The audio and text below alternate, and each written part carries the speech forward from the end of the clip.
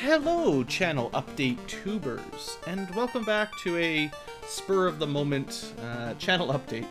Plus, I'm also going to be playing some video games in the background once we get started here. So, just to explain myself before we get too far in here, I will be playing a FF1 Rando as we chat, and I'll probably be back and forth talking about the game, talking about the channel update. I'm combining them, I'm multitasking, I'm evolving.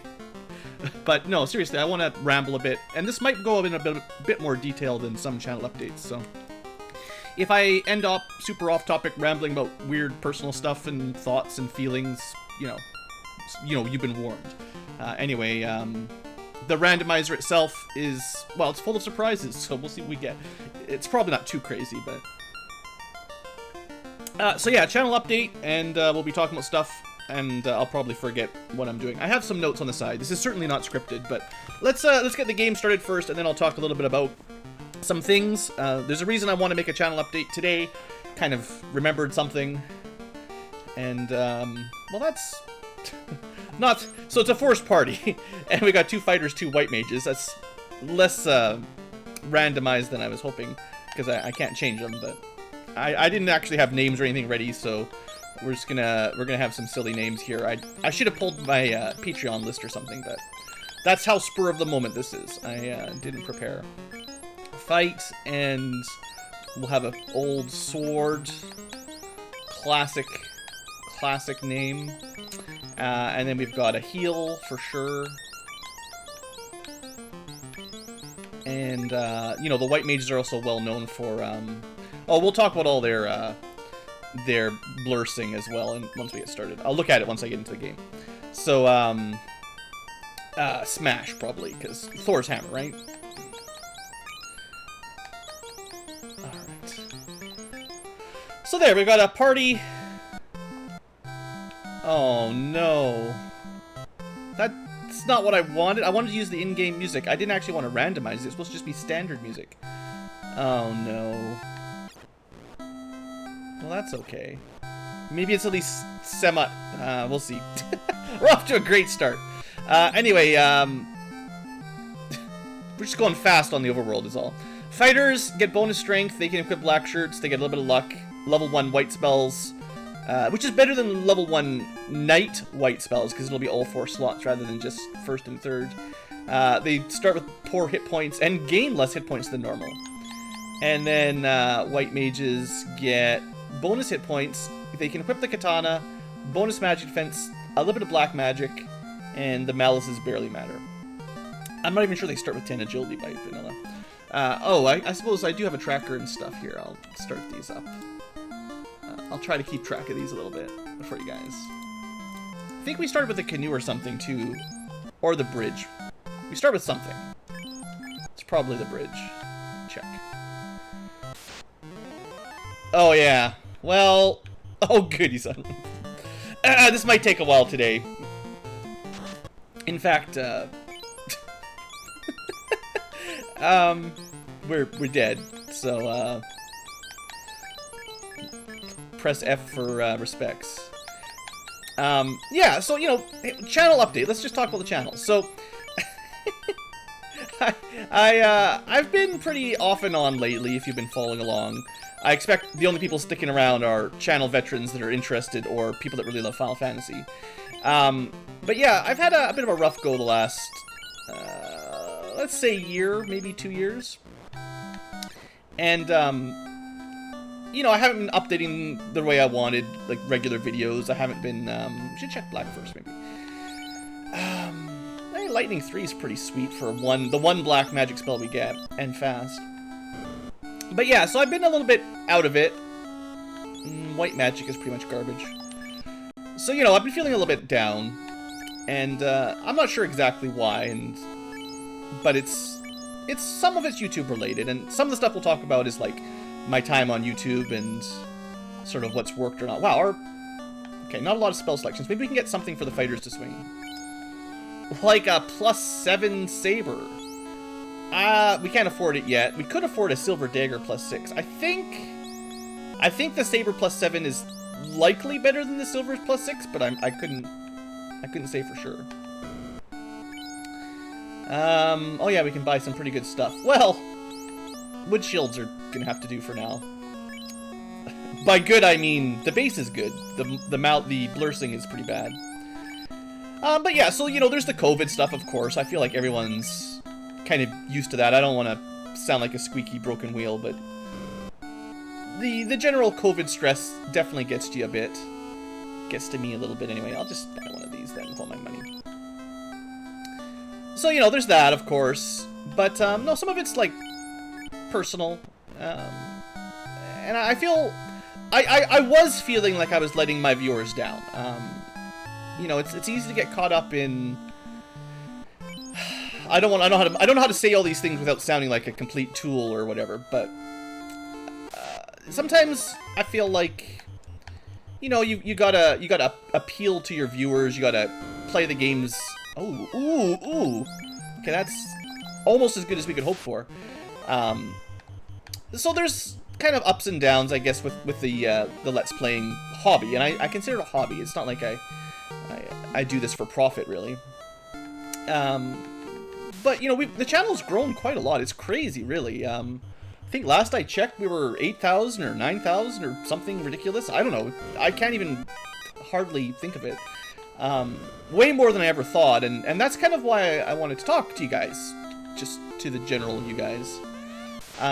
When I very first started, it's been years now, I started Let's Playing quite a long time ago, it turns out. But, you know, I knew going into it that, it was unlikely to ever take off, you know. YouTube, nowadays, probably even worse, I suppose, but, you know, even back when I started, I already knew that, like, YouTube was, not, I don't know how you'd say it, but it's hard to break into. I guess I should add some stuff to the tracker here. Crystal and a canal. I think the crystal... No, crystal's Matoya's crystal. And then the canal is getting out. Okay. Yeah, so I didn't expect I was ever going to be YouTube famous. In fact, I still don't want that. But I also never would have expected I would get 100 viewers. 100 subscribers. 1,000 viewers. Videos with multiple thousands of people that have watched them. Never would have guessed. And it's been, it's a bit weird, I guess, I don't know. Unless you're in a similar position, I don't know how to really explain it. It's great. There's definitely, it's really cool. But, it's also, I'm gonna save my money for level 2 magic, I think. So we keep moving along here. It's also sort of throws me off a little bit, I guess. You know, I'm not, we have to walk. I'm not the kind of person, you know, I'm, ice imps. I'm pretty introverted in my personal life. Like, I don't have a huge circle of friends, and I don't go out and do a whole bunch of stuff. In that sense, the coronavirus stuff, the restrictions, hasn't hit me as bad as some people, because I'm not missing out so much on going out to big groups. I can't run from this one. Better hope you can lightning them down before they kill us.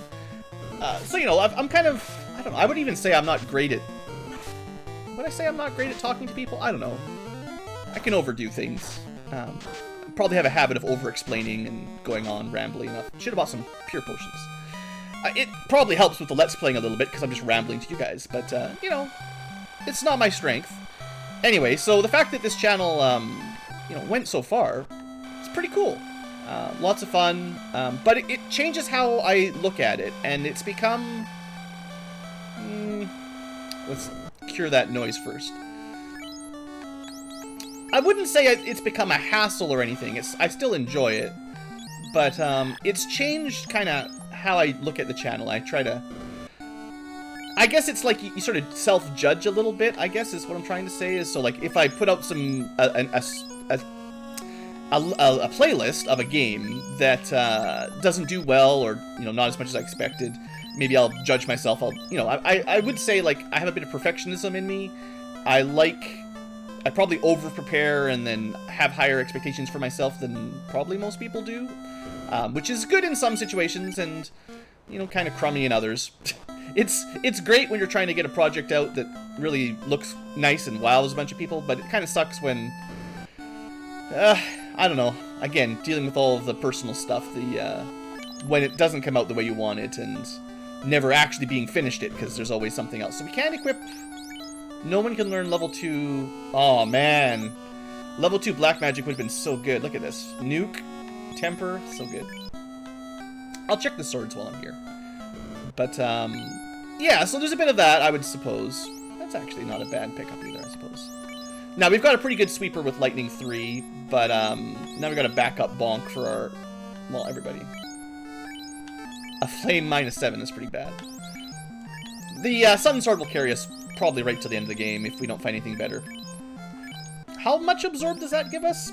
15? That's about as good as 1 chain armor, just with some plus wooden armor. So yeah, anyway, where was I going? I knew this was going to happen. I knew I'd get sidetracked. Cure 4, we want that. And we might want Invis as well. Nice for a emergency, if we don't get any kind of ruse on the fighter, just to stack them up. And this means our promoted fighters, our knights, they'll get Cure 4 as well, which is pretty solid. So yeah, anyway, I guess what I was trying to say is, like, this fame has gotten to my head. But, no, I've been a little bit down, really, honestly. Like, I've actually been maybe a bit depressed, not feeling that hot. Oh, right, they're buffed. This, again, I always forget I buffed these pirates. They're punching a little harder than usual. Probably needs 2 lightnings to kill anybody. And it's... you know, I want to Let's Play games. I want to record or live stream when we're live streaming.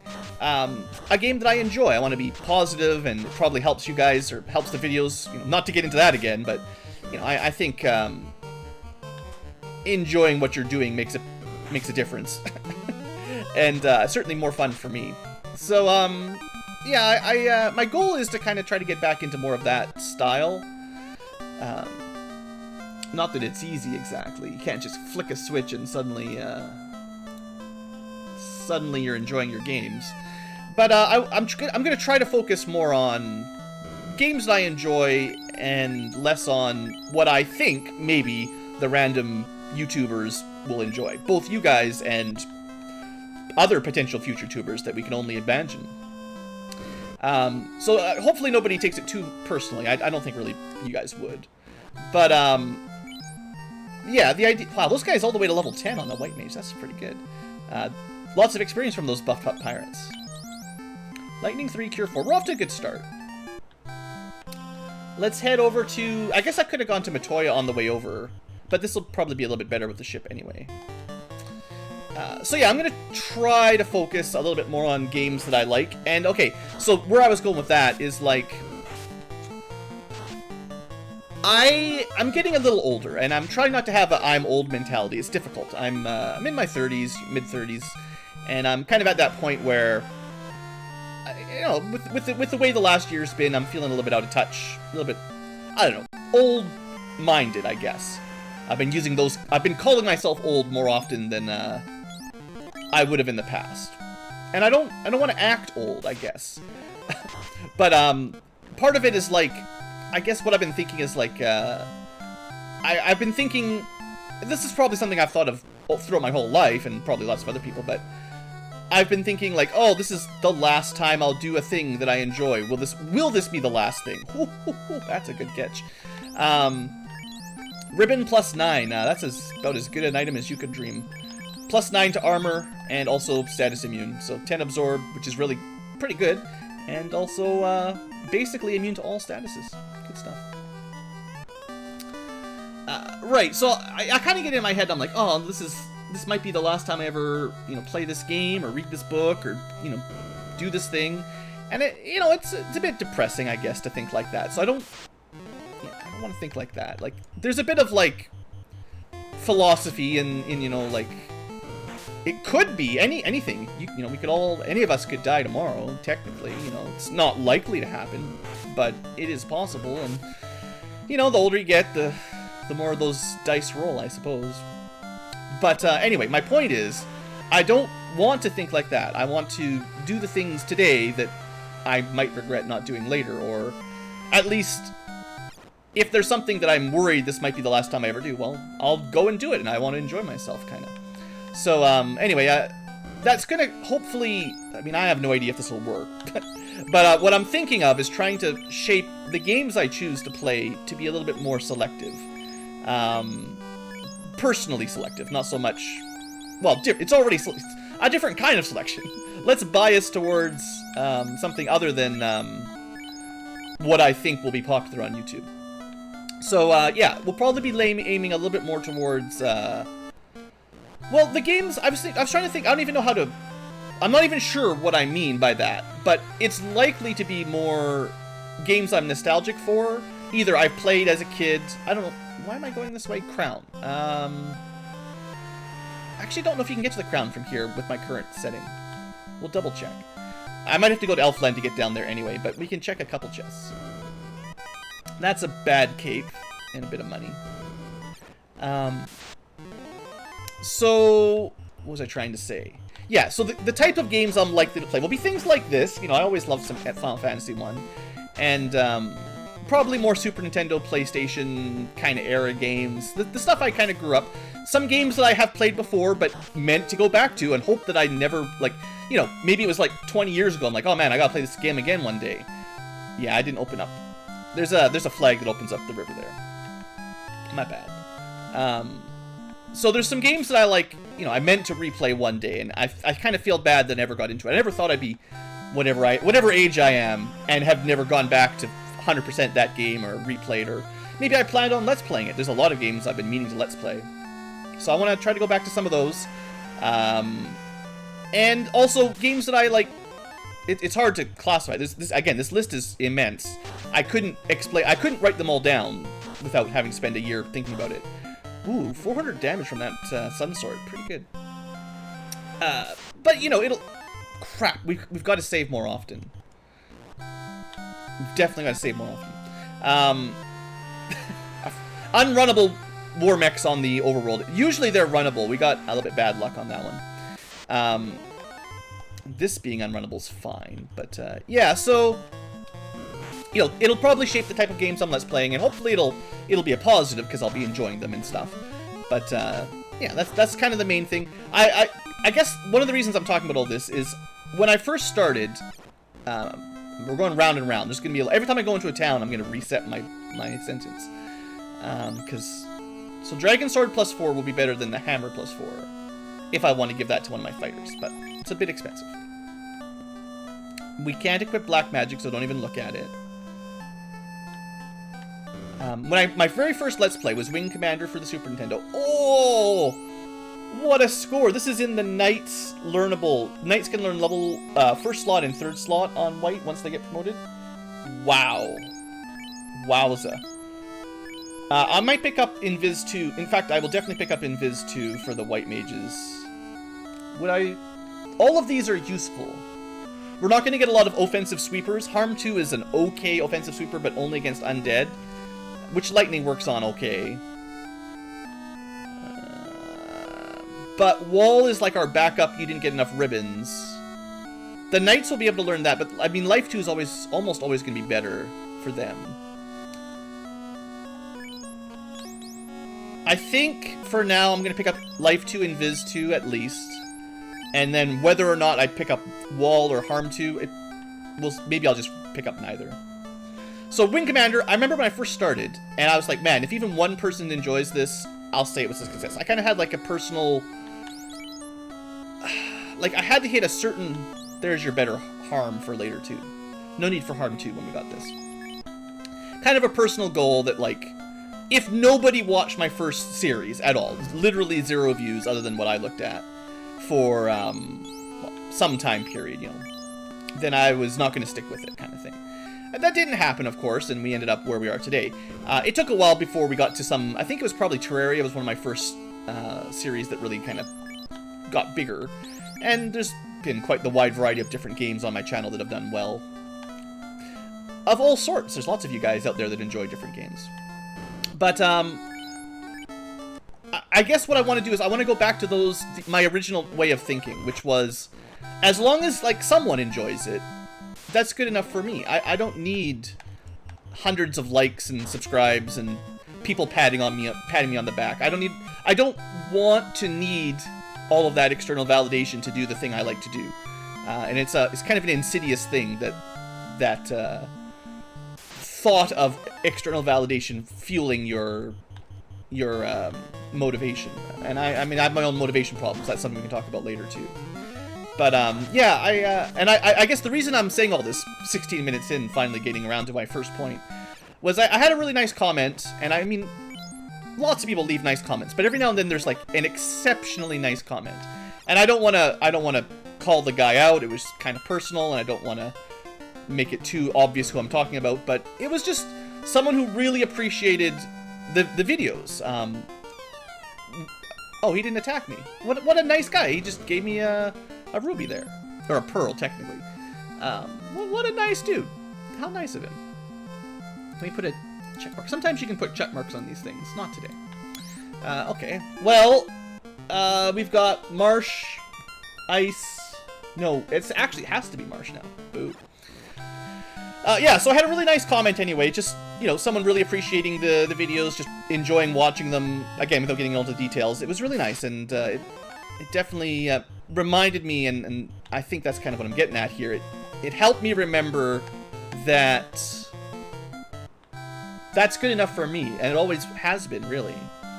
So, you know, going forward, I'm going to stick to that. And if lots of people enjoy it, that's even better. No problem there. If it doesn't need to change anybody's life, it doesn't need to be the best thing since sliced bread. I don't want to be the next PewDiePie or whatever. As long as at least one of you guys thinks this is content worth watching, I just want to remember. Ooh, was that? That was something that killed somebody in one. It was like Death Touch or a spell. Pretty brutal. But yeah, that's kind of what I'm trying to resort in my head, and it's difficult. It's not like you can just instantly force your brain to be better. But oh, it's a squint that got him. Okay. Squint's pretty bad. If there's nothing up here, we'll just reset out anyway. Well, there's something up here. This is randomized incentive locations, in case you're wondering. So the difference there is usually the incentive chest is on the bottom in the crown chest. There's the new flag that shuffles it inside the dungeon to any chest, which is pretty cool. I don't need to be screaming at you guys, too. Alright. The music is driving me a little bit crazy, though, I gotta say. The shuffled music is not what I meant to do. Anyway, so I appreciate those kinds of comments. I'm glad, wow, we're getting all the bad stats effects there. Got stoned. I appreciate you guys, and I don't want to take you for granted or anything. I have a bit of a bad habit with promising things with completely good intentions. You know, trust me. When I say I want to let's play this game by the end of the year and finish this series by the end of next year and do this or do that, I mean, I totally think that I am able to do it, or at least I want to do it. And then life gets in the way, or I lose motivation for some reason, and then I feel bad because I said I would do something, right? And then the cycle perpetuates. So, yeah, I don't know. I don't have an answer to any of that thing. It's just one of those things that happens. Well, now where do we go? Oh, wait, we have the ship in the canal. What am I thinking? We could have left... We didn't have to go to Marsh, technically. Multitasking too hard. The tail's good, though. We'll want to promote at some point. So anyway, yeah, that's basically what I was trying to say about that point. The reason I started reminding myself why I do what I do, basically. And kind of, it's hard to say exactly what I mean by what games I'll be playing in the future, but I'm gonna try to take a bit of a more internal view on what I wanna let's play. I'll still live stream and all that, don't worry. But I also want to do more of these, just me let's playing on my own. Not all, I mean, kind of for the last year and a half, mostly everything's been live streamed, and I haven't had as much just talking to myself and also you guys. It's different when there's an audience live and expecting things, you know. Even if they're not, it kind of gets you a little, gets me a little anyway. We could buy some of that level 4 magic now. There was something, wasn't there? Yeah, harm 4 at least. I should try to find, like, some... Man, those pro capes are just trash. We need some armor for our white mages one of these days, is what I'm thinking. Okay, there's some other things to talk about, don't worry, but it's hard to read and also ramble at the same time. Alright. We didn't pick up any of the magic at level 1, because the level 1 black magic kind of sucked. And then we don't learn level 1 white magic till we promote. Lightning 3 is good, Cure 4 is good, Life 2... These are amazing. This is a pretty good level 1 to 4 sweep. It would be nice to get Fade before too high a level, or Exit. Fade and Exit are like the next tier of spells I'm hoping for. Alright, so what else is there to talk about? There's other things I want to talk about.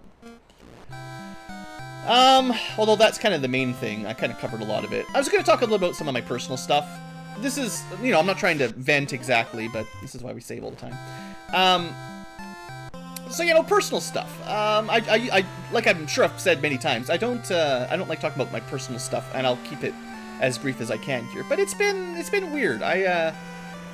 Things in my life just don't always go the way I planned, and with a bit of that kind of perfectionist kind of mentality, I get a little frustrated when the plan doesn't work.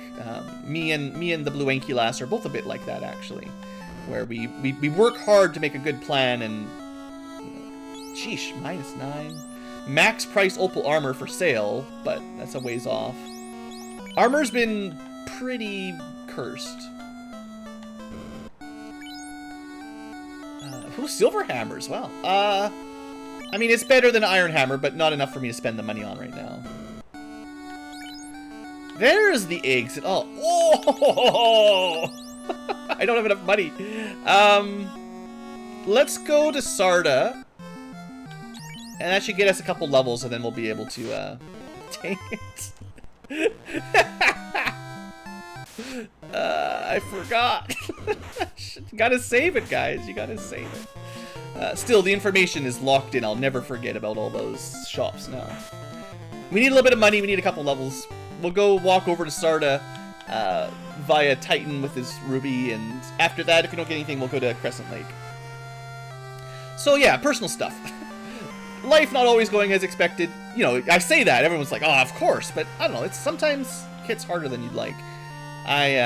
You know, career and stuff not always the way I was hoping.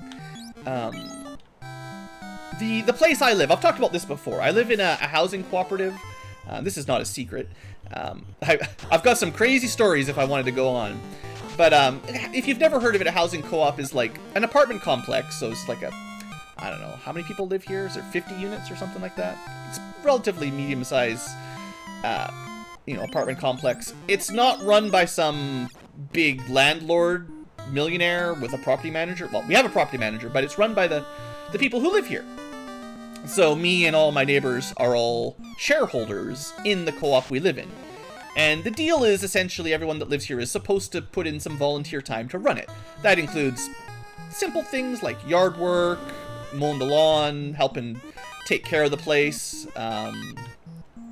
Okay, so that was incentivized, I think. That was the cure something sword. That'll be the defense.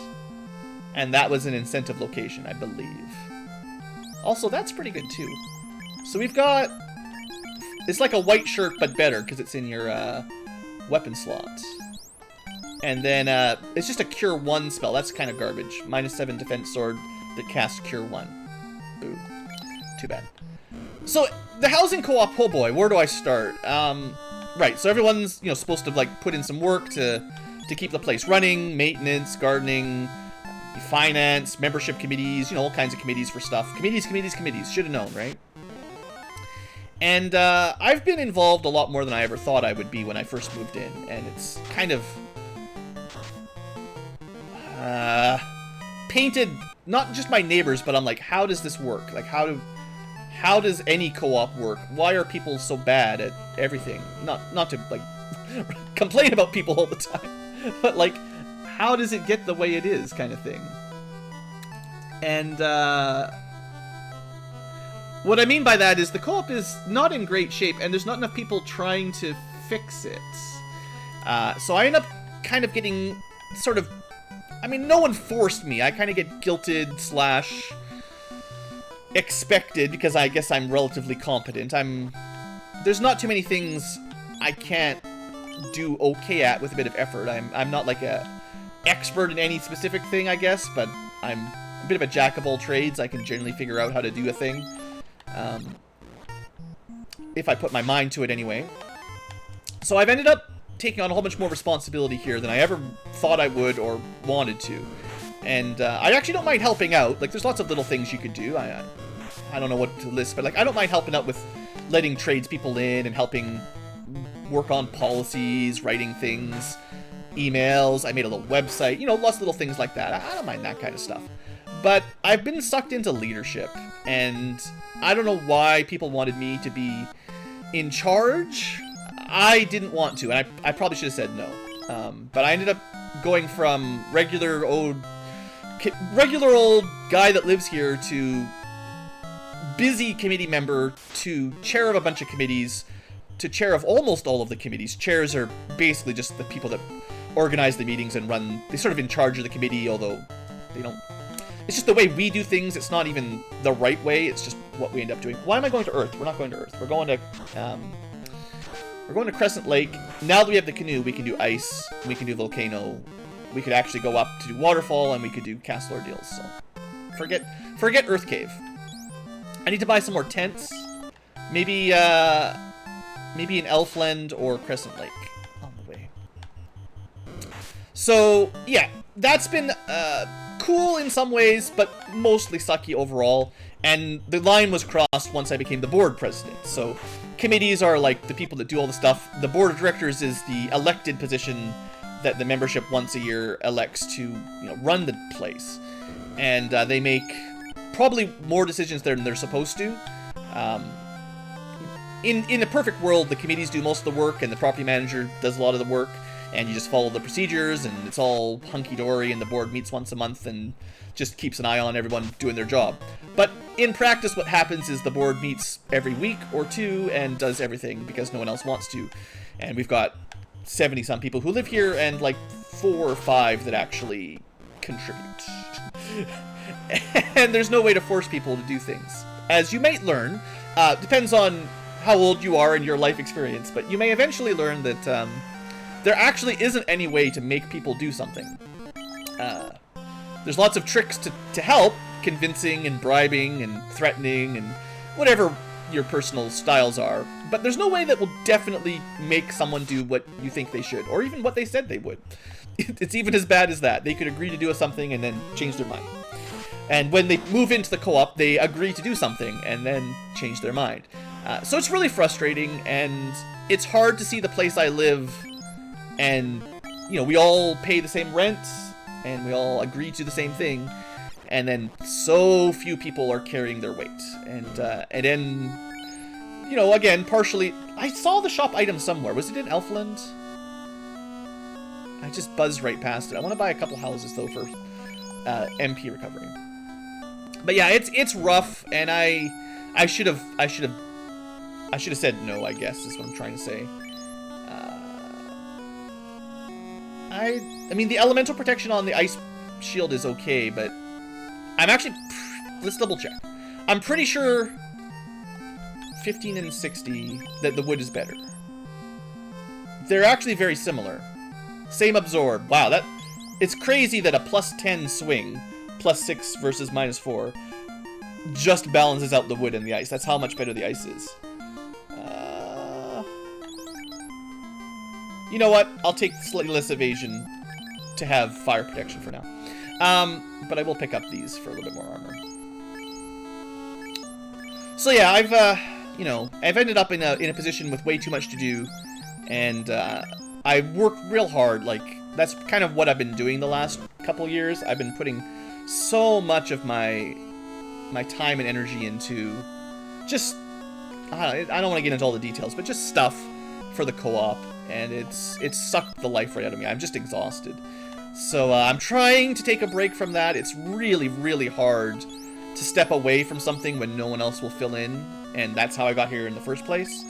And when I do typically step back from responsibilities and no one else fills in, oftentimes the Blueankylo is the one that will fill in, and that doesn't really help the household when one of us takes a break and the other one ends up doing all the work instead.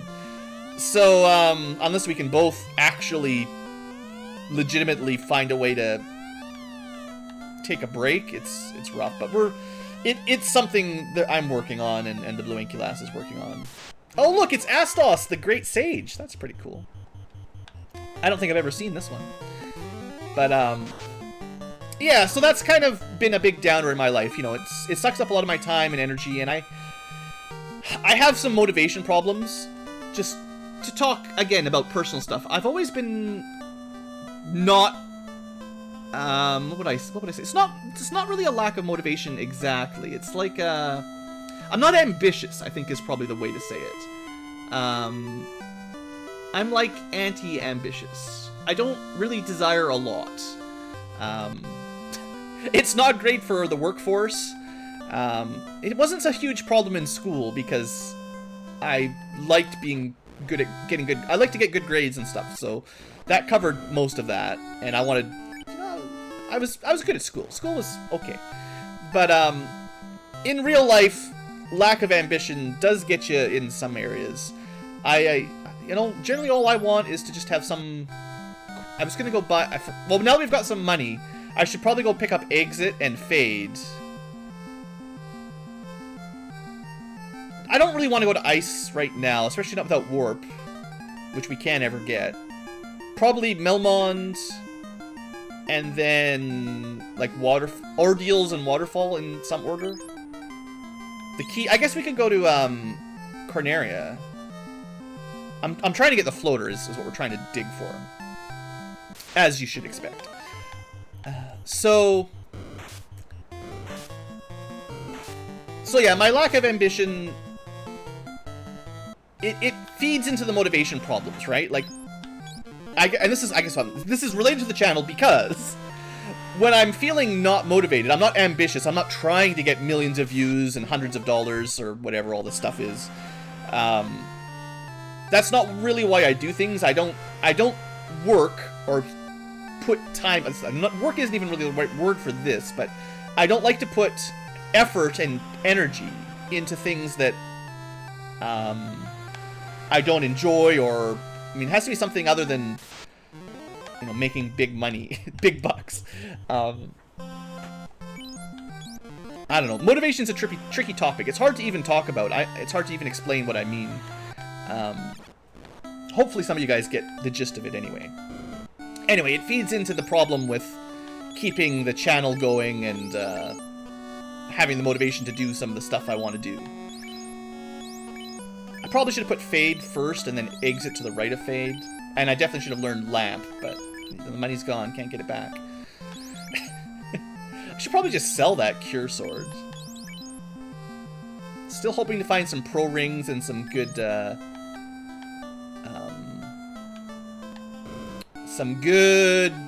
bracelets. Alright, so, yeah, so anyway, home life, that's the big problem. I'm part of the being old is I'm a little bit out of shape. I used to be a lifeguard when I was younger and super fit and all that, and age isn't easy, especially with all the coronavirus restrictions. It's a lot harder. I'm also a bit of a, what would I say? A bit of a social recluse. I don't like big crowds and busyness, and I live in the city these days, so it's not as easy for me to motivate myself to go out to the big busy gyms, right? Like, I miss my quiet pool I could just swim laps in for hours and no one would bug me. But I'm not gonna be rich enough to ever have my own personal pool. Herb's a good get. This is another stop on our fetch quest chain that we can knock out. I suppose we've got the access to speedrunning now. So, you know, I don't think I'm terribly out of shape, but I'm definitely not in good shape.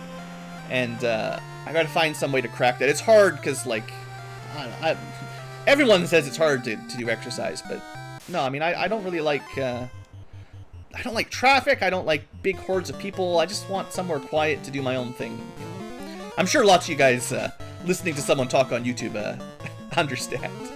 I'm sure I'm not the only one. Anyway, it's just a minor thing. These are all just the things going on in my head that are making life difficult. What else is going on on stuff?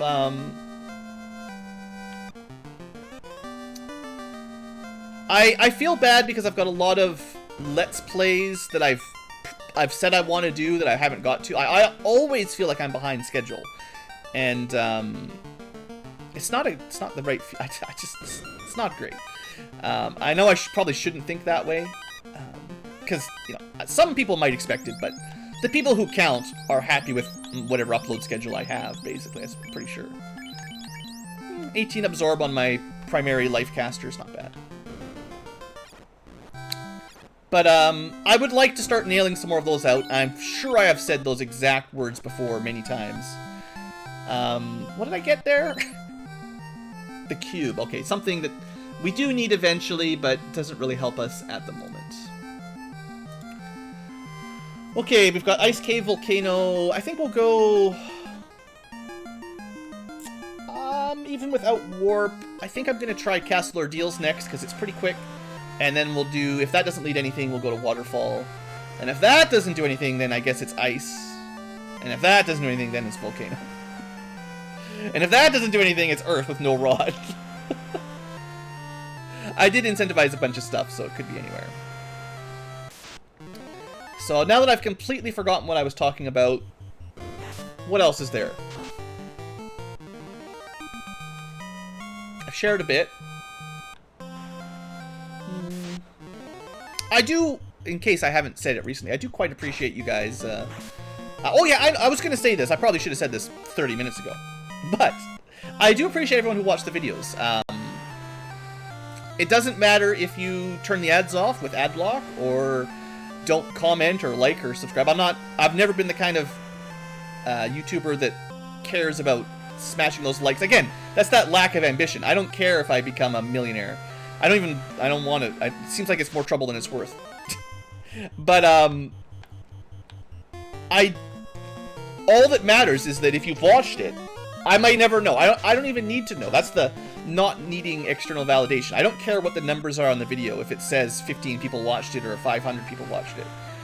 If you have watched this and you enjoyed it, any of my videos, that's good enough for me. You don't have to tell me. You can tell me if you'd like. You can share your stories as much as you feel. But that's actually the reason I do this. So that's good enough. And I don't want anyone to feel pressured into becoming a paid subscriber, member, whatever they call it, Patreon supporter. All of those things are great options if you've got the excess disposable income or something. Totally cool. I definitely appreciate all that as well. No one I've ever met will turn down a free $1. But please don't feel any pressure to do that. I've always done this for fun, and I don't think I would want to do this as a business. I've talked about it with some of my closer friends before. I don't actually even... It's already... Sometimes it sort of feels like it, like when I was talking earlier about feeling like I should be picking games that get more views and... Dang, that's going to be a problem. More, what would they call it? What is YouTube? There's a word YouTube uses. It's, engagement. More user engagement. More comments, likes, you know, begging for smashing that like button. I just... No, man. I'm never going to be that guy, and I don't want to be that guy. So, like, seriously, if you enjoyed it, cool. That's good enough. We've talked before about Patreon and stuff. You know, don't feel guilty about turning ads off or anything. They make like pennies per thousands of views or something like that. It's so little that if you don't like YouTube ads, you should never worry about turning them off for a content creator. In my opinion, anyway. I mean, I'm not the. Sometimes you might want YouTube to get a bit of money so that they keep doing what they do. I wouldn't be able to do this if it wasn't for YouTube. So, okay. But, yeah, they're more about getting Will Smith on their rewinds and whatever stuff nowadays. It's not even really a YouTube, it's a celebrity tube half the time. Music videos and whatever else is popular these days with the kids.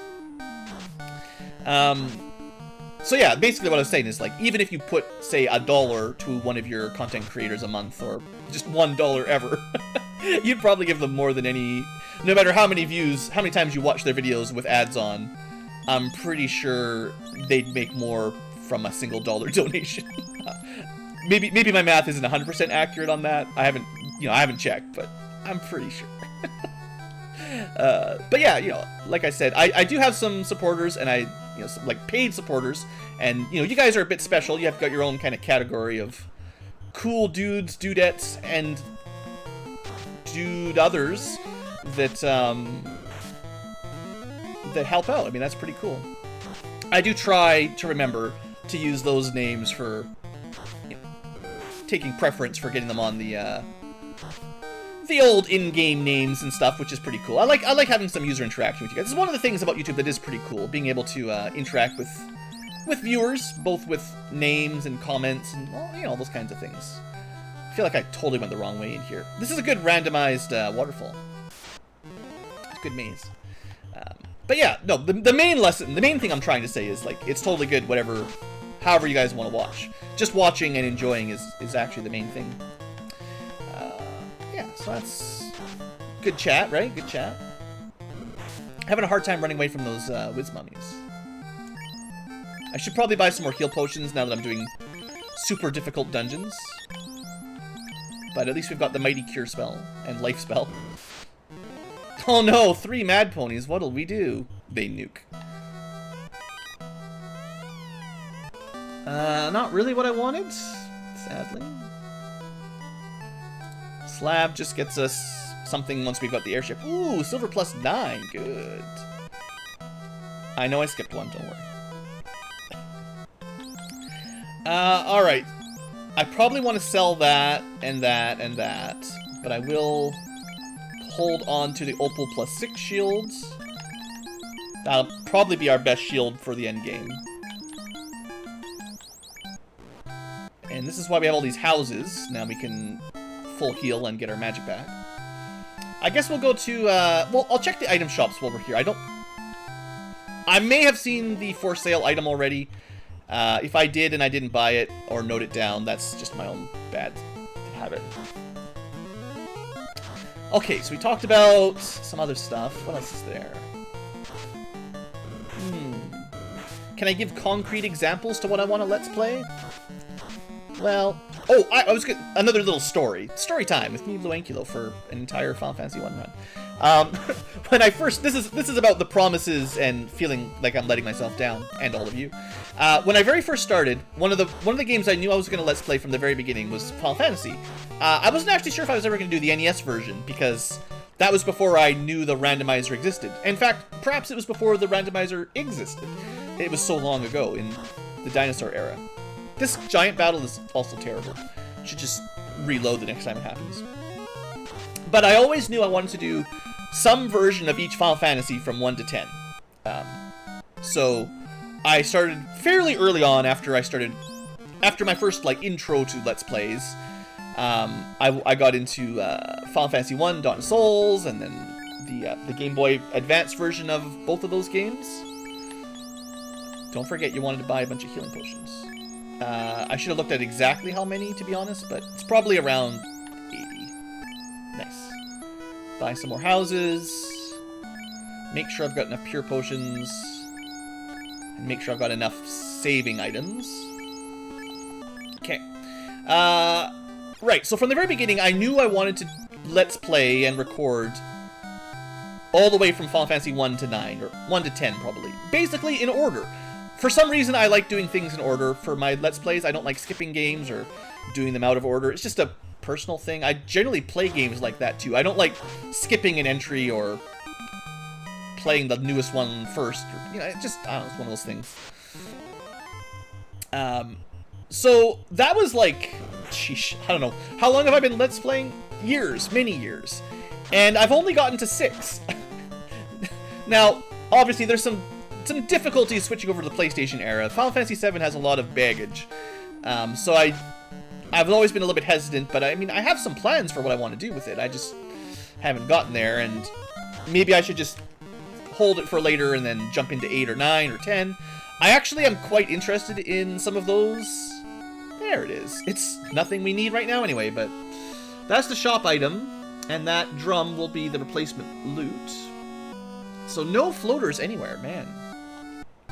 could buy a whole bunch of drums. Right, so what I was saying was, I never... You know, I've slowed it down, basically. I've fallen behind. And, I do have fades, don't forget. I've got some fades on the second page. We can use... That's right, fades in the wrong spot. My bad. But yeah, so I definitely want to try to get going on those. I haven't really jumped into PlayStation 1 Let's Plays very much, although there's a ton of games on the console that I would like to play. I've talked about these before, but obviously the Final Fantasies, stuff like Legend of Dragoon, I don't have an airship, and like dozens of other games. It's a pretty big console for JRPGs, and I suppose maybe I'm talking about focusing a little bit more on JRPGs, although not excluding other genres, but I'm kind of thinking of focusing a bit more on these types of games like I'm playing right now. Because a lot of my list is stuff like this, and I'd like to bang some of them out. That doesn't mean I forget about my Zelda fans or my Metroid fans. Those games, some of those Let's Plays actually did very well, compared to what I expected, but I feel like they're always going to be kind of the... I think I need to go up this one. They're always going to be a bit of the odd one on my channel, even though I used to do them fairly regularly, but... You know, the Terrarias and stuff, a bit of an off... Even though it was one of my main games, it's not an RPG. Well, I guess it sort of is, but you know what I mean. There are definitely a bunch of early computing games as well. So I'm sure many of you have heard of Might and Magic 6. I've done that game a couple times. I'm sure there's many people that would like to see it again. I've got to concentrate here, by the way. But there are other PC era games, early PC era gaming that I'd like to do as well. So keep that in mind when I'm talking. Dang it, that's unfortunate. Keep that in mind when I'm talking about my nostalgia. And yeah, there's going to be kind of, oh sheesh, down and then up for splits. Up. Now, for the 4-way. Not number 1. Yes for number 2. So, down, up, 2, down. Down, up, 2, down. I think that should be the last split. No. So, down was the wrong one there. Down, up, 2, up instead. Okay, this gotta be the right way. There we go. Oh! We should maybe try to kill him one of these times. I don't feel like we've got it. We've got no fast, we've got no temper. Down.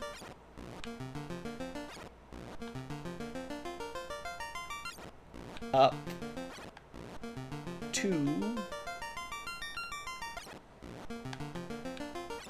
Up. We could probably throw some harm on these guys. Come on. Focus. No war mechs. Unrunnable. Not great. These guys are pretty resistant to most elements, so...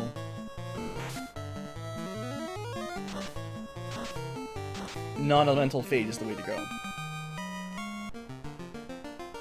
So I guess this might be a good time to remind people, if you would like to talk with the channel and look at some of my game lists of things I'd like to do, and there's a community, we're not the most chatty bunch, but if you'd like to make a chatting group of gamers happen, I've got the facility with quite a few participants. I have a Discord. I'll try to remember to post a link below. If I don't, someone leave me a comment or something. It's like, Blue, you didn't do something you said you'd do in your 2-hour-long video. But yeah, we've got Discord. I keep an eye on things, answer questions. It could be a better way of contacting me than leaving comments or personal messages on YouTube. I do generally read all the comments on YouTube, but you know how it is with YouTube comments. Win some, lose some. I'm sure everyone who's been around long enough, you know what I mean, right? Sometimes you've just got to ignore them. So, you know, that'll happen sometimes. But, you know, I do appreciate the good comments, and I would say most of my comments are pretty good. So it's not like I'm trying to rag on you guys or nothing. The bad ones generally just say something and get, you know, ignored or whatever. We move on. Dragon +4. Just had to be patient. Eventually, they gave me a weapon. Alright. Actually, the Ice 3 was probably better than the Iron 4, to be honest. I was just too lazy to check it out for the math. Still gotta watch out for war mechs. Okay, that's the key item. We could exit out, but the greed. Oh, that gold bracelet's pretty bad.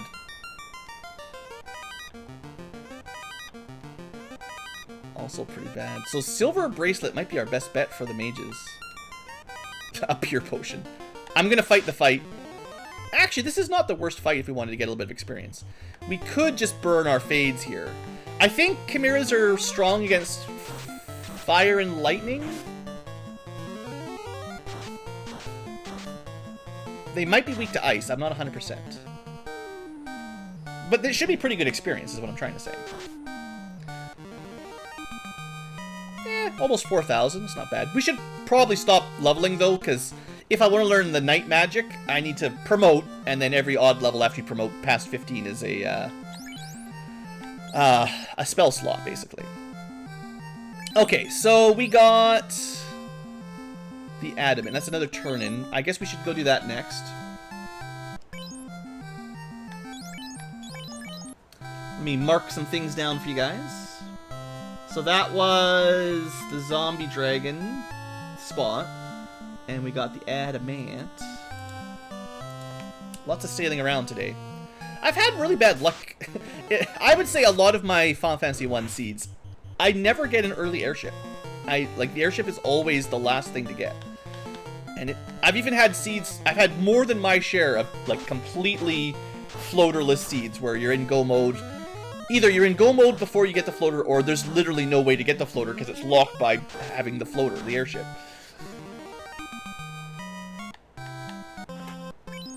Alright, so we got some more ship travel. Good time to talk. What should we talk about this time? War mechs. One day we'll kill him. Let's see. I probably had more things on my mind that I just forgot about. This is what happens when you don't take good notes. Oh, I was going to talk about my D&D group. Yeah. So I joined a D&D group around the beginning of the year. That was part of my plan to be less introverted and do things that are fun, that aren't for an audience. Not to, you know, it's something other than a hobby other than YouTube and video games. And that's been a lot of fun. I've always, you know, if you've watched the channel, I've been a fan of Dungeons and Dragons for a while. But I haven't had an opportunity to play in ages, especially with all the pandemic stuff. So it was nice to have a group, an online group. An online group is, I mean, it loses a little bit over what an in-person group could do, but it's still totally fine. I guess we should... Okay, I think... Let me just do a little bit of check here. 8 and 57. It should still be better. Not by much. +4 from the other one. And a lot less absorbed. Man. I gotta find a place to buy silver bracelet +9. That'd be the best. Silver helmet. -5. We can just junk. Let's just junk all that stuff. Is it even worth equipping the Pro Cape? It doesn't give you any status protection. That's 2 absorbed for a whole bunch of evasion. I don't actually think it's worth it. That's the problem with those ones, is they do provide a little bit of absorb, but because they have the negative, they're so heavy, they cut down your evade enough that it might not even be worth the bonus absorb you get. At least we've got one really good one. The first white mage has already got great absorb for a white mage. What else could we talk about? Oh yeah, so D&D. I'm still talking about D&D. I didn't finish. Ooh! Well, that's pretty good. So, not progression at all, but certainly good to get. That was from one of the dwarves. This one, I think? No. Yeah, the one with the weird hat. We still don't have the TNT. So that means I think we have to go... Oh, geesh. No chime. We can't go to air. We can't get into sea or the Mirage Tower at all. The only place we can get into is ice, volcano, and half of Earth. I guess it's time for ice. Dang. I'll go check the chests at Northwest Castle, because I don't think I did that when I had the key, or forgot. It's either before I had the key or I forgot. We could use like an Excalibur or Mazma or something. Actually, the white mages can equip katanas, so keep that in mind. And it's like just right here. So I've had a D&D group once a week. It's been pretty fun. I have a... We're not going to talk about the other players, but my player is a fighter. Super boring for a first-time 5th edition fighter, 5th edition player, but he's pretty awesome. I'm enjoying him a lot, and it's been nice to have another kind of fun thing to do, I guess, is what I would say. I'm not really looking for a grind. In fact, I'm specifically not looking for a grind, because I want to get promoted before we get too many more levels. Bad. Yeah, so I got the D&D group, and I'm in the process of making my own separate group to do as a DM, which is very intimidating as well. But I'm going to give it a shot anyway, and I'm pretty excited. But I guess the reason I bring that up is that also takes quite a lot of my spare time away. So one of the reasons I want to like focus in on YouTube stuff being kind of fun is... Should we go the inner way or the outer way? We'll go the inner way, hoping that we get the floater. And then we just come back and fly away anyway.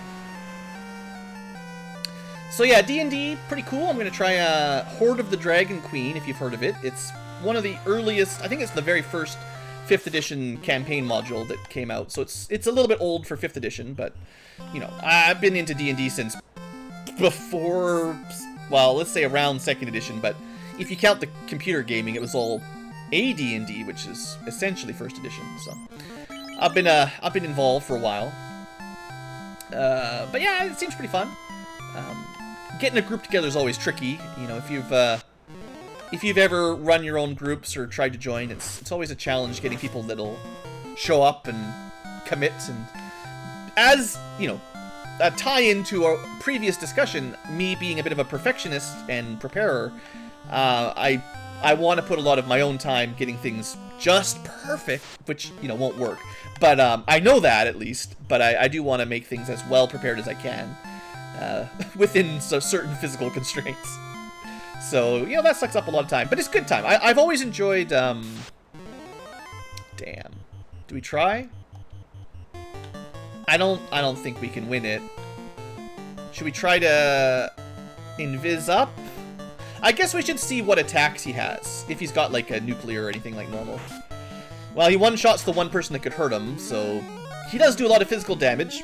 Rusing or invising up would still be the right thing to do. Dang, Warmech.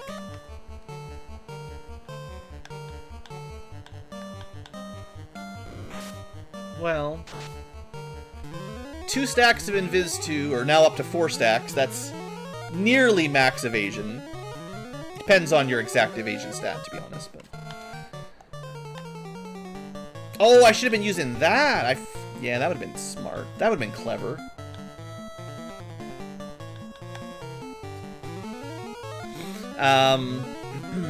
So yeah, I'm working on my own group. Like I said, Horde of the Dragon Queen. It's got some interesting things to do, and I've got lots of fun stuff to prepare, so that's been fun. Oh, I was saying, like, getting a group together, that's the hardest part, yeah. So, that's, of course... I wouldn't say where I'm struggling, but it's definitely a task to get everyone involved and get enough people that want to play on the same day kind of thing. Swirl! I don't think we have any AoE healing. So that's something I want to keep doing. That'll always be I think I'd like that to be like a permanent hobby, because...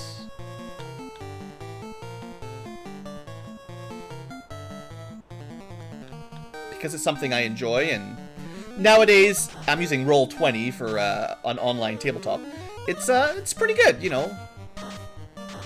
Ooh, all the white mages survived somehow. Let's try to heal these guys up a little bit. I should probably have the white mages heal themselves so you don't waste the cast if someone else dies, but... Crack is bad, but we managed to dodge it. Wow. I'm surprised we're all still alive. Well, not counting fighter number 1 that would be doing all the damage if he wasn't one shot. We might be able to kill the war mech. They have 1,000? Yeah, 1,000 hit points by vanilla. So it could be anything between like 500 and 2,000. So if they have a ton of hit points, this is not going to work. But I think if we could keep the guy with the sun sword alive, we would have been fine. Cool. So we're getting all these levels up. Like I said, I didn't want to. But at least we showed him who's boss, right? I think I'll put the guy with the better sword in the second slot. Alright, house up. Start working through here. So yeah, D&D. I have no intentions of having a D&D YouTube channel, at least not this year. Maybe once I've had some experience DMing and playing a little bit more, maybe I'll talk about that again one day, and you never know. I'm always a little hesitant to completely bring in random viewers. Like, I'm sure many of you would be interesting to Let's Play with, and it's kind of weird, because I get the same feeling when I'm listening to other Let's Players that like, oh man, I'd love to be part of that guy's group. But it's always so one-sided. It's just, well, I've heard them talking for... Dang it. Do we try? I mean, we can't run. Nah, we're too close to the beginning.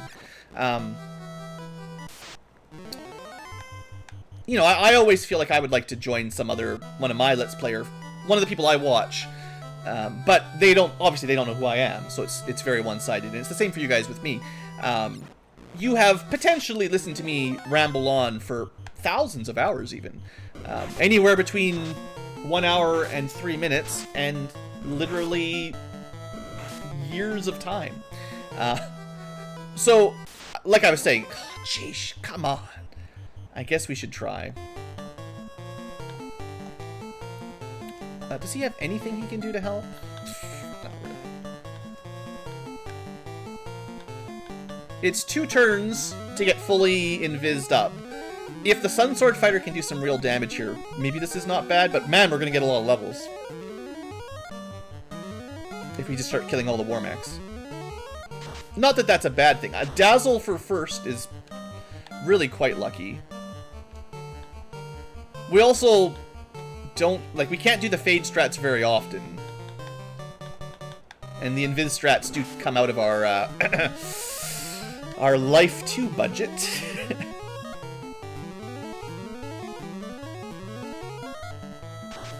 Yeah, the problem is I don't know how much damage the fighters can really reliably output here.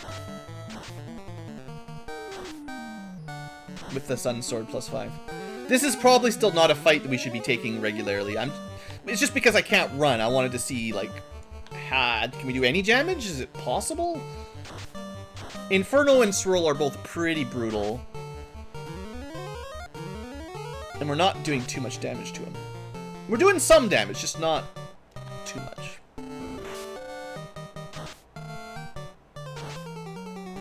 Well, 250 per turn.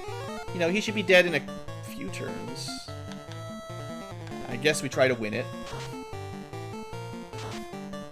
Yeah, okay, he's not actually all that tanky. He might be, like, somewhere around 1,000 hit points, which is just normal. So. But yeah, I guess what I was saying was, like, I could see one day doing a D&D session with recording and sharing it, either with viewers or other YouTubers out there that have their own channels. But I'm a long way from wanting to do that anyway. If it's something you're interested in, as far as the channel is concerned, probably a good idea to start chatting on the Discord group and getting to know the other YouTube viewers for the channel, and at some point chatting with me outside of the one-way conversation. Probably would help. I guess I'm just always a little bit hesitant to go completely random, you know, like... I've played some MMOs before, and, it's always... Again, that's part of me being a bit introverted rather than extroverted. I'm a bit hesitant or shy to go completely rando and speak up. Even though, you know, maybe you've been listening to me do this for however long, it might sound totally like, oh, Blue's totally fine at talking to random people. Ouch! Toxic wraiths? This is why you don't go to Ice Cave, man. Ice Cave sucks. It's a good thing we've got all these white magic spells. But yeah, the just a completely random group is very, well, it's very random. It's hard to know who will be a good fit. But you know, there's potential for that. Like, they're one of the people I'm the group that I joined is someone I met from my channel, just talking to over time. So it's definitely possible. So if you're interested in that kind of thing, you know, don't get super excited about it happening tomorrow, but it's possible. One day you could play with the mighty Blueankylo. Oh, come on! Sahag's opened the door, double Bane kill. Gee whiz. Those guys suck. Bane Sahags. But yeah, so we got some D&D, we got some YouTube, talked about some personal stuff. There was something, like, serious I was going to throw in there. I think I missed it. I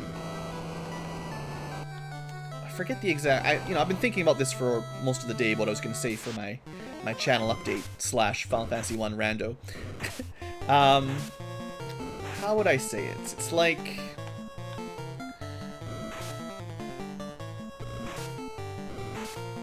It's kind of about... I guess it's related to, like, the external validation versus internal, and, you know, it's okay if only one person likes the thing you do. But I think I was meaning it to be a little bit more general for everybody. It's like, I'm trying to stay positive, I guess. It's, maybe as a simple way to say it.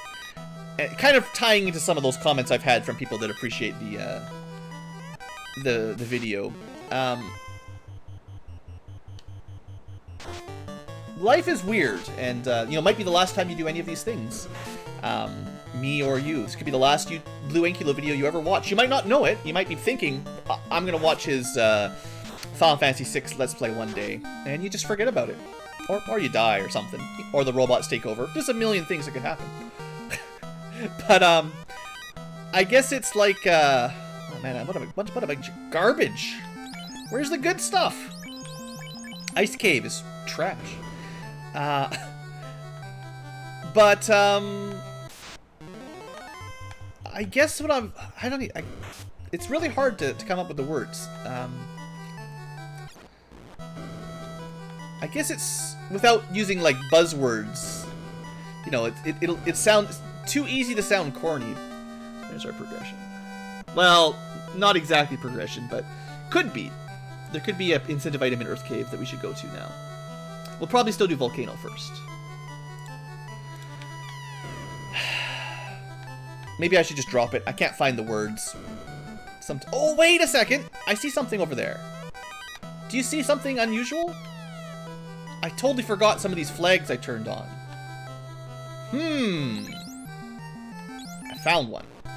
Okay, put that on the back burner. Before we continue our chat, let's go check out this strange door.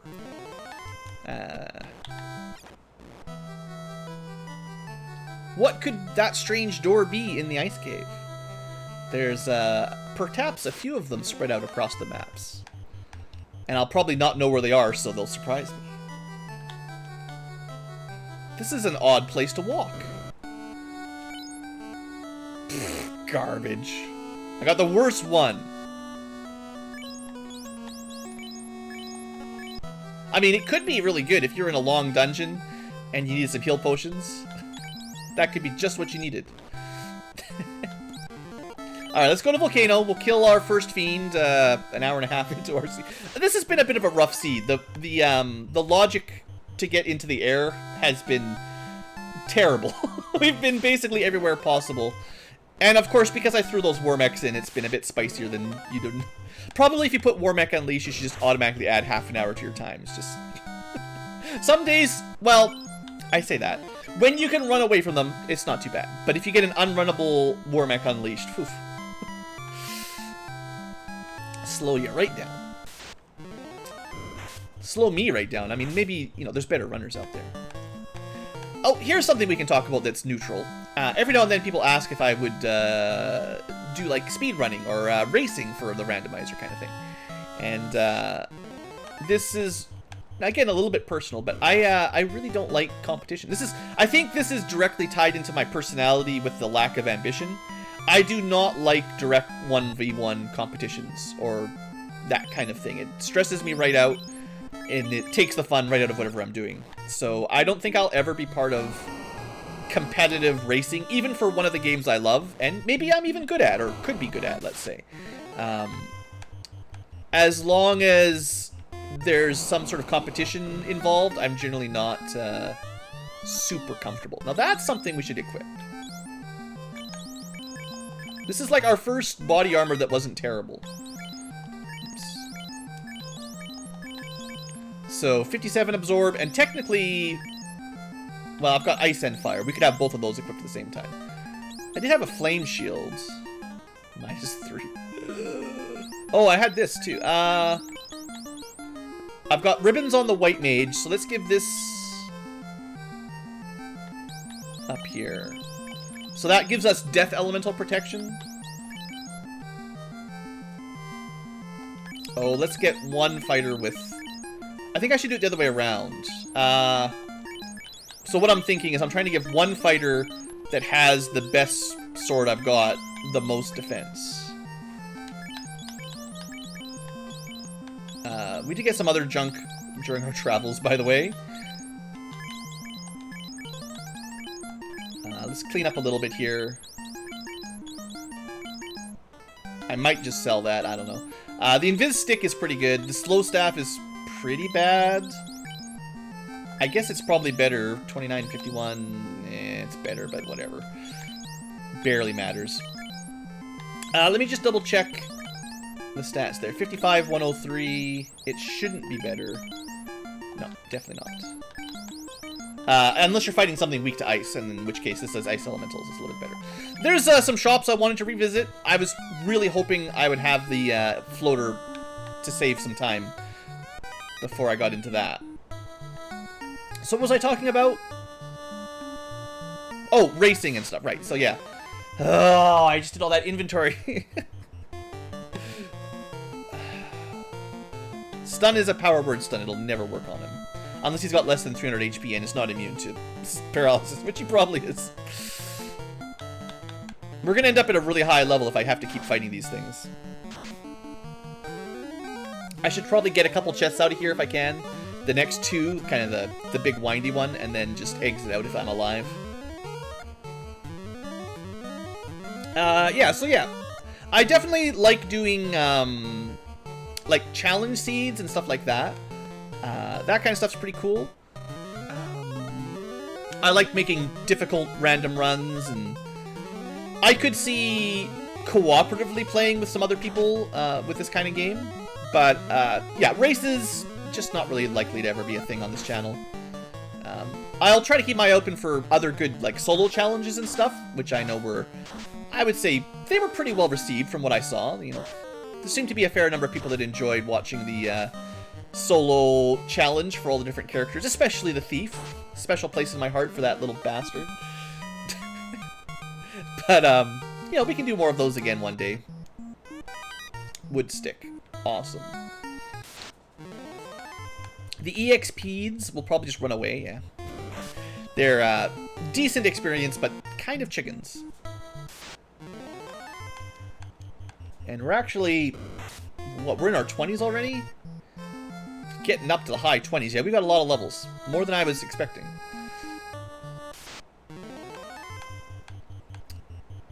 And, like, as much as I enjoy Final Fantasy 1 Rando, I don't really want my channel to be dedicated to it. Like, I like throwing these in now and then for fun, but, it's... I guess I also have a bit of a thing for my channel. I don't like repeating content for the most part. So if I've done a Let's Play of a game, I generally don't want to do a second. That's when people... It's hard because, again, this is that other external validation, people doing what people want stuff. But there's definitely quite a few people that will subscribe, and I'm sure this is true for everyone on YouTube. They subscribe for a specific game, maybe genre, but often a single game. And they only want to watch that. They, you know, maybe they really enjoyed a specific Let's Player's commentary, or they just really like that game, or the gameplay, or, you know, who knows what everyone's reasons are. But they subscribe for a purpose, and then when you find out that the channel doesn't explicitly do that one thing, but actually does other stuff, they generally don't pay any attention to it. I'm making some broad assumptions, but I think it's also pretty common. So, I get a fair number of comments that are like, Blue, when are you going to replay Might Magic 6 again? Or when are you going to... It used to be Terraria, it used to be Third Age Total War, whatever various game that I had played recently that had a good amount of viewers. XCOM with Long War was like that for quite a while until everyone finally left, you know. And I'm not trying to rag out anyone at all, like, that's totally fine. But, it doesn't work for me. I don't want my channel to have a whole bunch of series of the same game, for one. And I also generally don't play games like that. Is that -5? Boo. I'm definitely more of a, in general, present game excluded. And it's mostly because it's random. The randomizer's different, which is the one reason, basically the main reason I'll replay it. I definitely like to finish a game. I guess that's like my perfectionist, completionist kind of thing. I like to play a game, maybe not worry about 100% completion, but try to get all of the content I can in a single run without missing too much. Hey, we could go turn that in. We should probably finish the volcano while we're here, but that's the randomized incentive red dragon chest.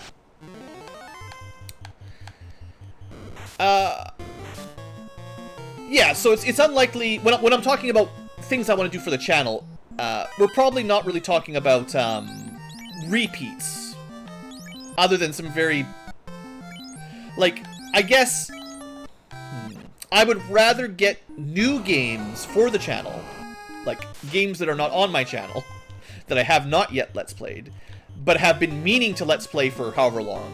I would rather do another one of those, or more of those, or continue a series like Final Fantasy or Fire Emblem, than play, well, I'm just going to pick on Might Magic 6 because it gets a lot of requests, for the 20th time. So, hopefully that doesn't offend people too much, but that's just how I think. And I know some people really like their one game, and I'm sorry to say you might never get it on this channel, even if I did your one game once, or even twice.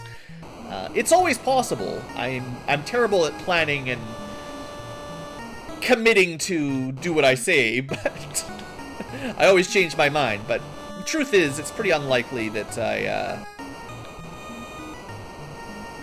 I repeat the same game more than once, mostly. A Cure 3-axe. It's still -6, which sucks, but that's a pretty good single target heal.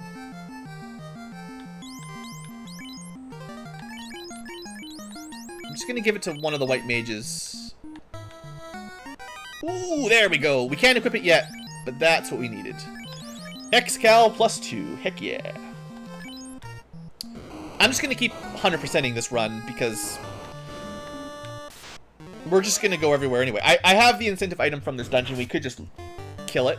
We could kill Carrie and get out of here, but I also like 100%ing.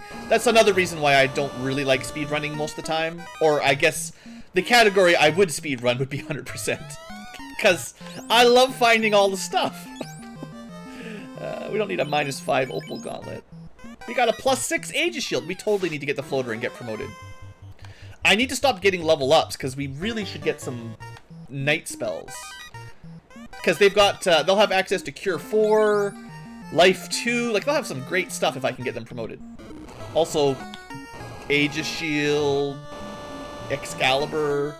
Did I get any dragon armor yet? Because I want it.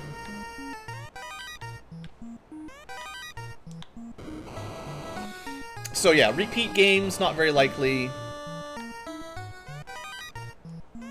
And I always forget, but this one's empty. Yes. Don't need to check that one. Link chests are weird. In Final Fantasy 1, I don't think anyone's ever 100% figured out, like, we've never asked the developer that programmed this. We never talked to Nasir. Someone should go phone him up. But, I think, in my understanding, the way link chest works is it's probably a bug. a program. There's a few bugs or glitches in Final Fantasy 1, and I believe, in my opinion, it has to be one. I can't imagine that they intentionally had two and sometimes three chests basically share one treasure in the loot table, so that they essentially all have the same item in them, and once you have one, you can't get the other ones. Well, wood shield sounds pretty garbage when you've got an iron shield. We still don't have any body armor on F. Man. My shopping has been pretty poor, I would say. One of my weaknesses on this run, if I was critiquing my game sense, for one, 100%ing all these dungeons now that I probably don't need to. But I have done a bad job of keeping track of my shop items. But hey, I've also been talking about a lot of stuff on the side, so my attention to the seed has been a little bit lower than normal. And we're doing fine, like, nothing to worry about. Scarmilglion! Yay. This is not from Final Fantasy 1. He should be weak to harm, even. Come on, get the harm. Heck yeah! 100 damage.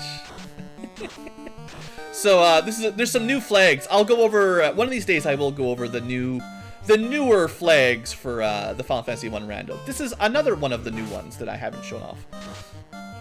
First time for me. So there are some new elemental fiends mixed in with the standard 4. I told you there'd be some surprises in the run.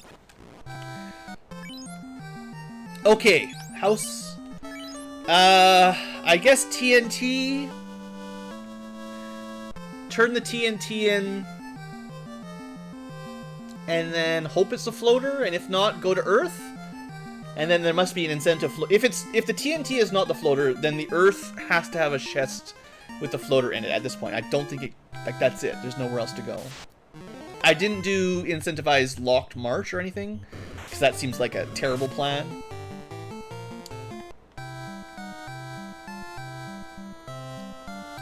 I wish I could remember some of the flags for this run. I wish I could remember the other... There was a list on the website of all the locations for the shops in dungeons. I wish I could remember where they all were. We found one in the ice cave, but I've probably walked right past them, and you guys are probably yelling at me, Blue, what is that weird door? You should have gone in there.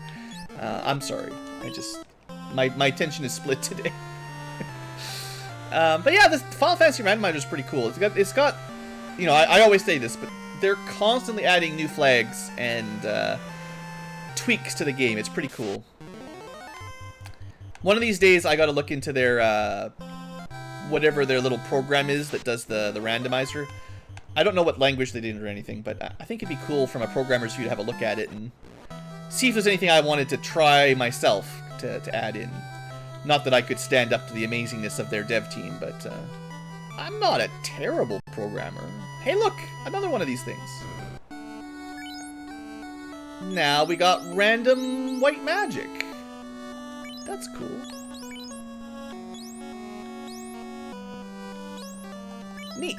And that's a pretty good mix, right? That's life, cure 3, exit, harm 4. Cool. There you go. Finally got it. Oh, it just unlocks another dungeon. Another place for the floater to be. We could have floater at the top of Sky Castle. Sky Cave, whatever you want to call it. Floating castle, I guess, technically, but... That's the marsh locked. It's not there. Oh, I guess I have to turn the slab in. So, on the way to Earth, don't let me forget to talk to Una.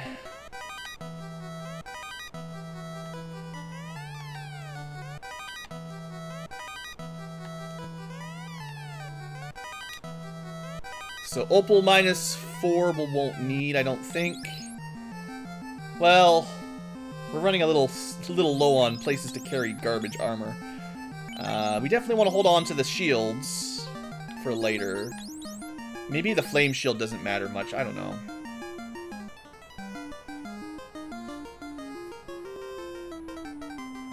Unfortunately, both the flame and ice shields kind of suck, so... You know, I think they have the same defense, so... The truth is, if I'm willing to equip an ice -4, I should equip a flame -3. It's just for the elemental protection. Our absorb kind of sucks today anyway.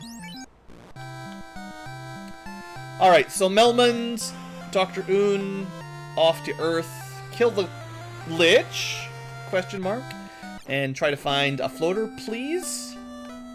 Please? If it turns out this seed is floater... Is it? Are we in go mode? No, we need the Oxyale. If we get the Oxyale, and this is a floaterless seed, I'm gonna be so mad. I will be so mad. You can put a little check mark there, right? No? I thought my tracker added check marks for stuff like that. Because you turned it in. Whatever. Okay. I should have just exited out to avoid these random encounters. That would have been smart. Why didn't I do that? Self? From 2 seconds ago. Steel armor's garbage. Don't forget you can buy... That's what we're waiting for. Just straight up buy the opal armor. That'll be great once we can get there. It's just... I was always planning on coming back and finding the good armor once I had, you know, the floaters. Once I... the airship. We could just travel around super speed. If this seed has no floater, man... I need a... There is a flag to start with the floater. Like, you can say always start with... Or you can always start with the airship if you want. I don't know if there's a way to guarantee that you get the floater before you beat the game. Like... I think what we'll do is we'll check the first... We have to check all the chests, because one of them is incentivized. So, key item somewhere. I'll do the first floor... first. I guess that's worth keeping. So these used to be light axes. I haven't actually used one yet, but they're a heck of a lot better than a cure sword. I mean, it would be better if it was like a cure 4 axe. And I do have that spell, so.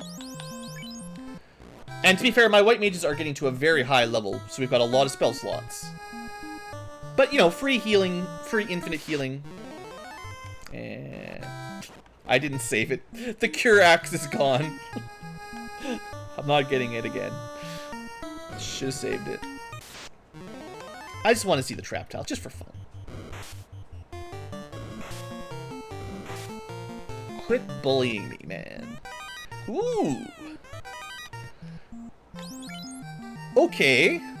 Dragon armor +2. Aegis shield +6.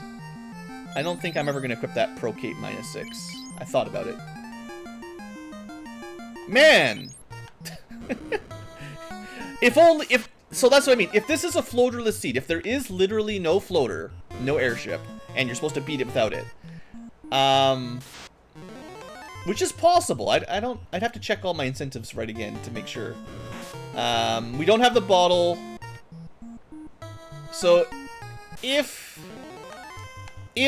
Lefane had the bottle and Gaia, the fairy, had the floater, then you could theoretically get everything else somewhere else, and you'd never need it. You'd never get the floater, and you'd never need to go to those. But that would lock out level 7 and 8 magic entirely, and also all the Cardia Isles and your promotion. It can't be that often. It can't be that common, right?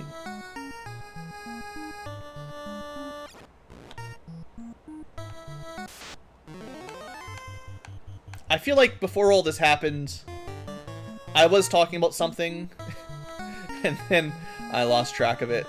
This is the slow way. There's those two paths, the north windy path and the south windy path. The north one is actually a couple extra steps if you're counting. If you care about that kind of thing. I remember looking that up at some point. And you're always trying to limit the number of encounter steps you walk if you're trying to go fast. Or not even fast if you're just trying to survive with weak light warriors that are going to die. This is a room I very rarely go into. One of my least visited treasure rooms in the game, I would say. A Thor's hammer, but it's a fear hammer. Okay. Well, the Thor's hammer isn't the worst equip. Right, you need to be promoted, of course. Unfortunately, a fear spell is kind of trash. But, hey man. I had originally named White Mage number 2 Smash. So, hey, they get a Thor's Hammer, they're gonna equip it. Unless it turns out we can never promote. In which case... Grrr. So, how'd you enjoy the update? I feel like probably we're done channel update at this point. How do you enjoy my talk? My Ankylo talk? No. Oh, no.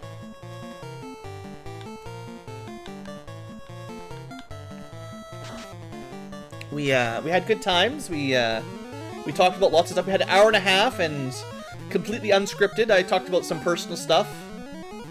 Probably forgot 50% of the things I meant to say, but you know how it is. Nah, we got through the important things, I'm pretty sure.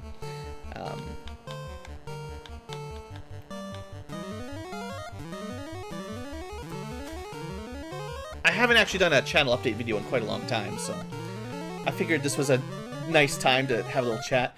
I mean, I feel bad. There's things like, if you look at my Patreon page, you should go look at the Patreon page, ha ha ha. But no, like, I remember when I made it the first time, I'm like, I'm gonna make an intro video for my channel on my Patreon page using footage from the games we played, and there'll be reward tiers where if I get a certain number of dollars per month, we'll do regular updates, and I'll do, I don't know, like sponsored content, basically, whatever. But, you know, like, that's part of my bad promises. Like, it was a nice idea, and I do think I meant it when I wrote it down, but well, that's nice. So we can start skipping chests now. Unfortunately, by nice, I mean, dang it, once again, technically, we are completely in go mode with no floater. And now, at this point, we could, without opening another chest, beat the game. I clicked the wrong thing. That's the floater that I do not have. That's the Oxyal that I do have. I'm gonna 100% this dumb seed at this point. And if anyone gives me a seed with no floater, again, I'm gonna... You're banned from my channel. Must provide airship within first hour of content, or you will be banned. I feel like that's fair. Actually, I don't think we got the incentivized ribbon. I did get 2 ribbons, but... No, one was... What? Right, one was an incentive reward. Definitely, never mind. So, technically, there are 2 more incentive items available. There's one in either Mirage Tower or Sky Cave, whatever. And there's one in Sea Shrine. But that could be the white shirt and the Massa. Or whichever. I'm pretty sure I have 2 more of those that are incentives still. Because we have Bottle and Floater, which could be in Gaia and Lefane. The last 2 items must be, you know, gear. And they could be in the last 2 dungeons. Oh, I sure hope not. And it's almost just as bad. Like, if I clear Sky and Water next, and, like, the very last chest has the floater, like, it doesn't even matter. I'm already done the game by that point. Ah! So angry. I'm turning into a red Ankylo. I'm just gonna open all the chests, because now I don't know what to say anymore. I'm gonna open all this and then get killed by a war mech 1 step before we get to the Lich. Should we take that? No, actually. We already have 1 Opal Shield and an Aegis Shield, so a second Opal Shield is garbage.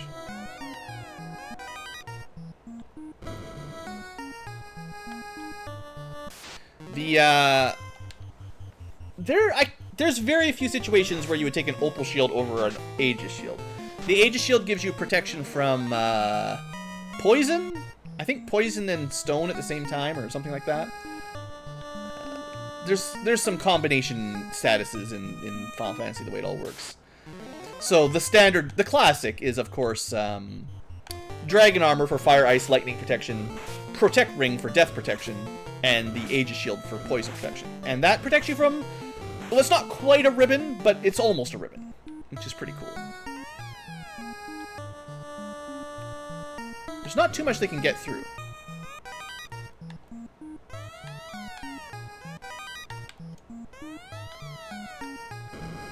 No wood element, that's Secret of Mana. I did have a good time. It was like a year or two ago. We streamed Secret of Mana and Seiken Densetsu 3, or Trials of Mana. Those were good games. Lots of fun with that. The remake, I did play the remake on Steam at some point. The PC Trials of Mana. It was better than I expected. Some of it was a little bit silly. The voice acting for a certain young girl was terrible. But that was a good game. I got a lot of games like that that I like. That was good, you know. Maybe I should let's play that one day. I don't know. We'll be fine, right? It is Lich, the Fiend of Earth. Or is it Odin? What? Is he weak to lightning? Is that a thing? No, probably not. You have to wait till he raises his sword up in the air, and then you get him with Lightning 3. Nice. That's so good. Oh, I love this randomizer, man. The dev team, I mean, you're probably not listening, but if you are listening, you guys are awesome. Anyone involved in the FF1 Rando development, man. Could you imagine, even if you just took the randomization out, if you just had the patch ROM that makes the game move faster, play faster. I did save, right? Yeah. Right? Yes. Imagine if you just had the patch ROM. So basically, all the stuff that's not randomized. The showing weight instead of run, the faster menus and attack animations, the faster map move speed. I don't know, there's like a ton of little balances. Literally fixing the bugs. Imagine if the game, when it was released, had all of that stuff in it. Man, like, Final Fantasy 1 was already a great game. Where are we going? Sea or Sky at this point? Sea to Sky. I guess I'll go to Sky. Sea Shrine. There's a lot of chests on the first 2 floors of Mirage Tower, and then everything in Sky is nice. It's all pretty well condensed, so it's a lot of chests all really close together. Sea Shrine's a bit more split up.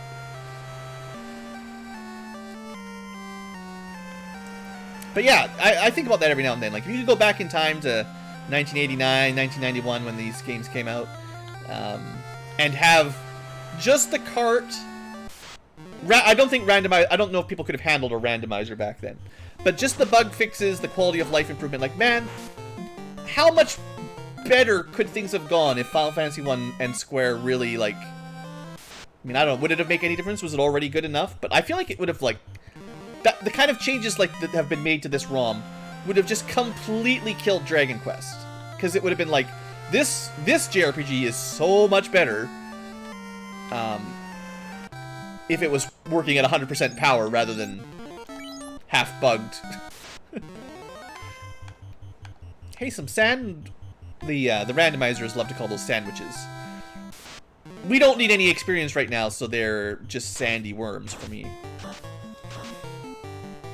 They used to be terrifying in the base game because they could kill everyone.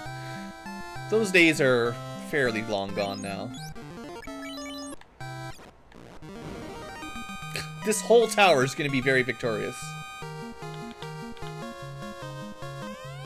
That's a white or black shirt that's just so bad. The spell's bad, and the -9 is the worst.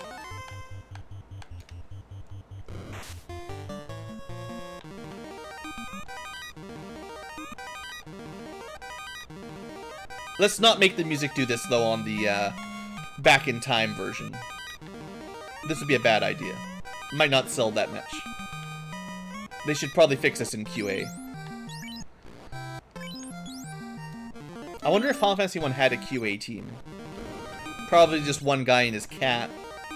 They played it once and went, yeah, that did it. Good enough. Oh, there's an invisible character in the first castle? Whatever, I didn't notice. Literally, an NPC walks around that is invisible. Half the spells don't work? Whatever. I mean, I can rag on this game, okay? It was my favorite when I was a kid. I played it to death. I feel like if anyone's allowed to make fun of it, it's someone who played it with all of its flaws for hundreds of hours. I loved it all the same. But boys, it got some weird stuff. The intelligence stat on all your characters that literally does nothing. Not a single thing. The lamp spell. Best spell to be added into a game ever. That's really why it got famous. The lamp. Also, who decided the war mech was pink? Like, it's a giant killer robot. A death machine in some translations. Why is it pink? Why is it suspiciously similar to a chicken?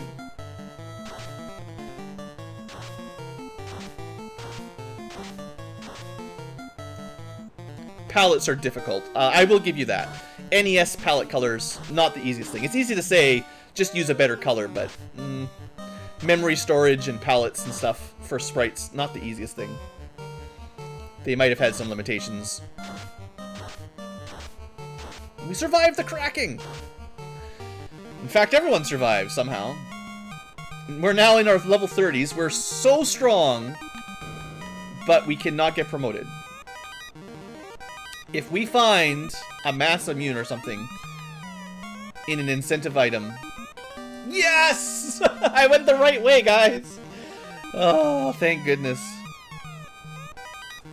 Thank you, less than greater than room. Thou art blessed. We're out. Yes, we could have finished that dungeon. I'm getting my airship, guys.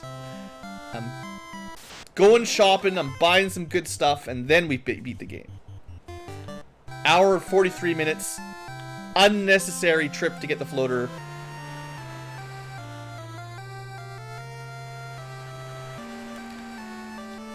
Would it be fast? This is a theory question. If we had finished that dungeon, which would have been the smart thing to do for time, would it be faster to sail to Onrak? Oh, come on, you bastards.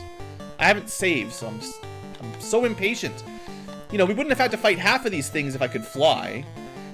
Would it be faster to sail to Onrak, do Water Shrine, sail south through the middle, dock near Matoya, and walk to Temple of Fiends? Or would it be faster to go from Mirage Tower, where I'm going right now, to turn in the floater, then fly up to Onrak, and then fly down to Temple of Fiends?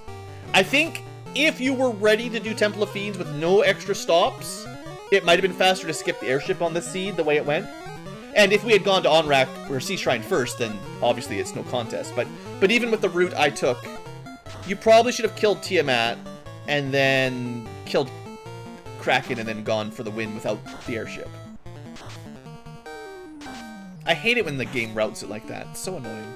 And like, we found it in the less than greater than room. The floater could have been last chest at the top of Sky Castle. You know, there's no guarantee it would be within the first few minutes.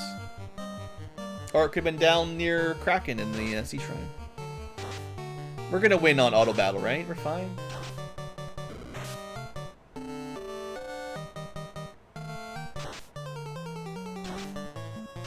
No, F's dead. He does not have protection from fire. He is dead. It's okay, he's the only one that's gonna have any levels left to learn some Life 2 and Cure 4.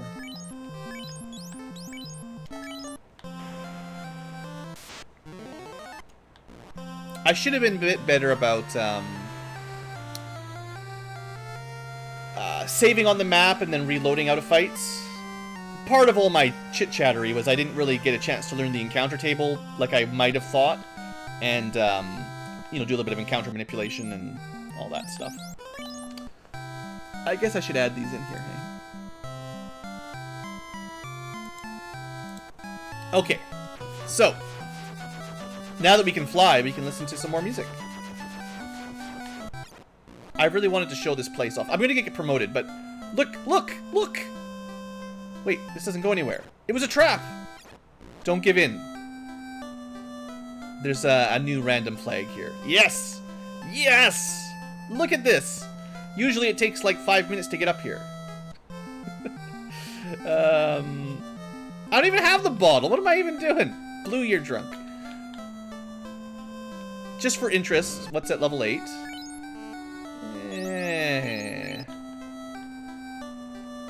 I already bought everything that matters. What's at level 7? Garbage. What's at the armor shop?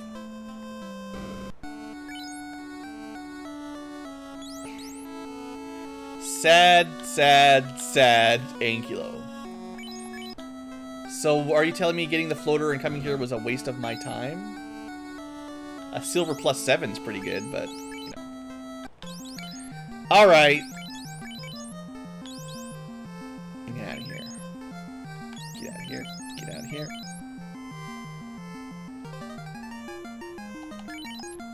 Alright. So, Gaia was a bit of a bust, I'll admit it. But, the real reason we're in this show is to get swole. Hope you guys did your push-ups. Just squish that little peninsula there a little bit.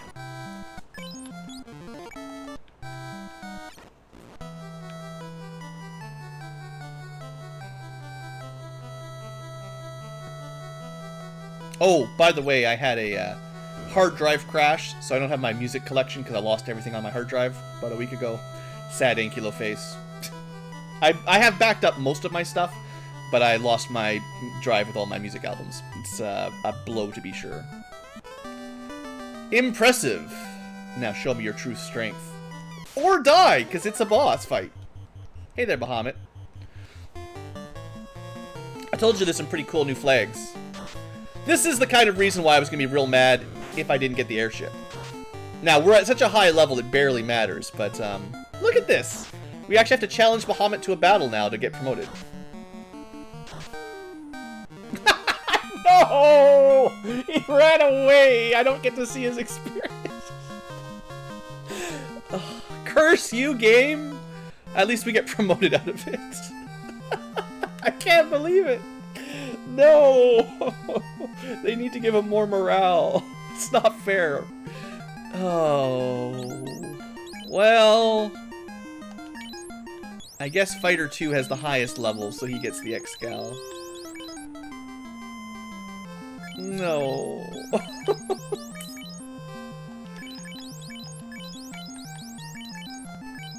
I tried so hard. Alright, our fighters are looking beefy. Let's do some armor upgrades here. The Fighter 2 is the one with the best weapon. So he gets the armor combo then.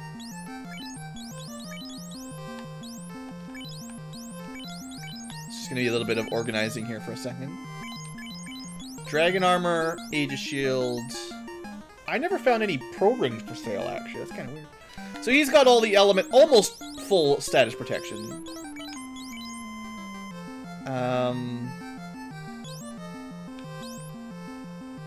I could hold on to that ice shield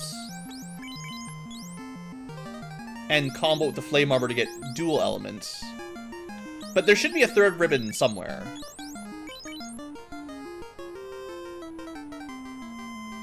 Yeah, in theory. Anyway, 83 absorb is great, 75 absorb is fine. They've got enough defense, realistically. White Mage 1 is fine. White Mage 2 definitely needs Silver Bracelet.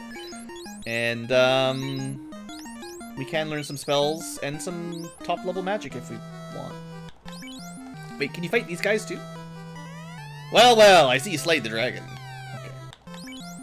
You didn't chase the dragon, we just slayed him. Alright, well we might do a little bit of shopping before the end of the game. Seeing as we're 100%ing, right? But we are finally all grown up, which I think there's something I can do here on the tracker. Boom! There you go. Oh, if you're wondering where my custom sprites are, that might be a question. This was on my list of things to talk about. I definitely forgot about. It wasn't part of the hard drive crash. I do have all of my ROMs with custom sprites. The problem is the randomizer has evolved to the point where... Oh, look at this garbage.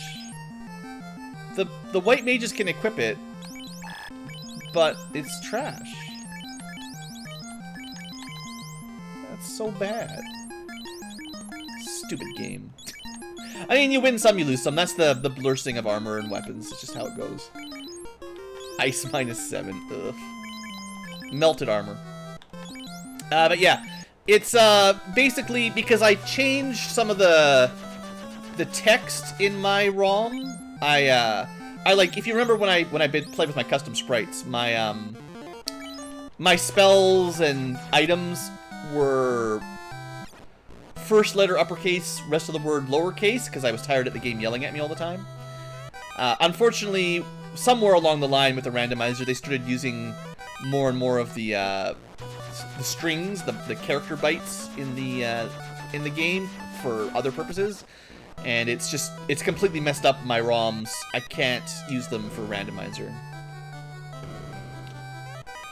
I'll have to start with a fresh ROM and import all of the custom sprites again to get it to work, and I just haven't felt like it. Maybe one day. Well, we have a Vorpal +5. It's, well, is it? Okay, I know statistically it's going to look worse than the Sun Sword, but let's just see. 74 to 142 versus... You know, it's not that much worse, and it has a crazy high critical rate. It might be worth it. Especially fighters that have bonus strength, because the strength turns into damage, and then the criticals do double damage and ignore enemy defense, or something like that, anyway.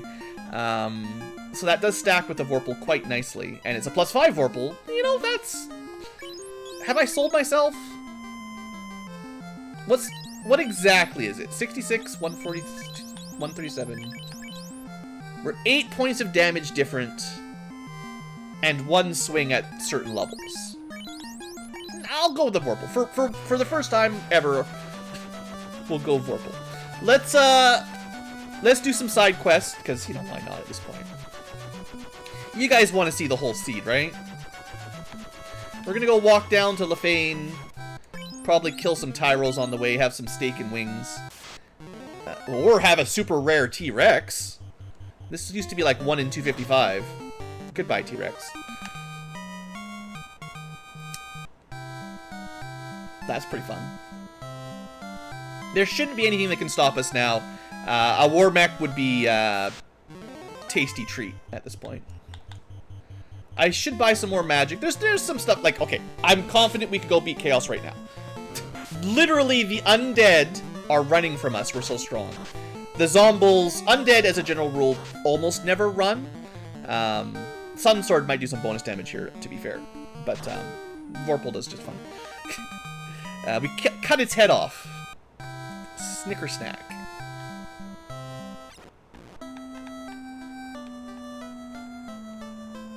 But I want to check this. Well, that sucks. So that's the Power Glove. It's another minus... Well, no, Ice 3 is pretty good. Never mind. Actually, you know what? That isn't bad, because that gives one of my white mages a level 3 elemental spell for free. Yeah, okay, I take it back. At first I'm like, oh, just Ice and just -8. But actually, that's a pretty good one. It's second only to Fade and third only to Fade and Nuke. Oh boy, Pure at level 8. No thanks. What about Black, just for interest's sake? Saber. Garbage. Only on a Black Wizard, and they're the worst class, basically, for a Saber. Oh, Cat Ankylo, I know you're hungry. No, I already fed you. Cats, man. I was thinking I forgot to feed him dinner. No, he ate already. Coming to beg for food even more after he wants. He wants extra. Big fat cat. I talk about Cat Ankylo a little bit now and then too. He's a good cat. Don't get me wrong. He's a good boy. He's actually probably getting a little old now. Like all of us, we're getting old. He might be pushing 10 years old now. He looks very healthy because he's an indoor cat that's lazy, but yeah, he's a good cat. The gators are turning up the heat.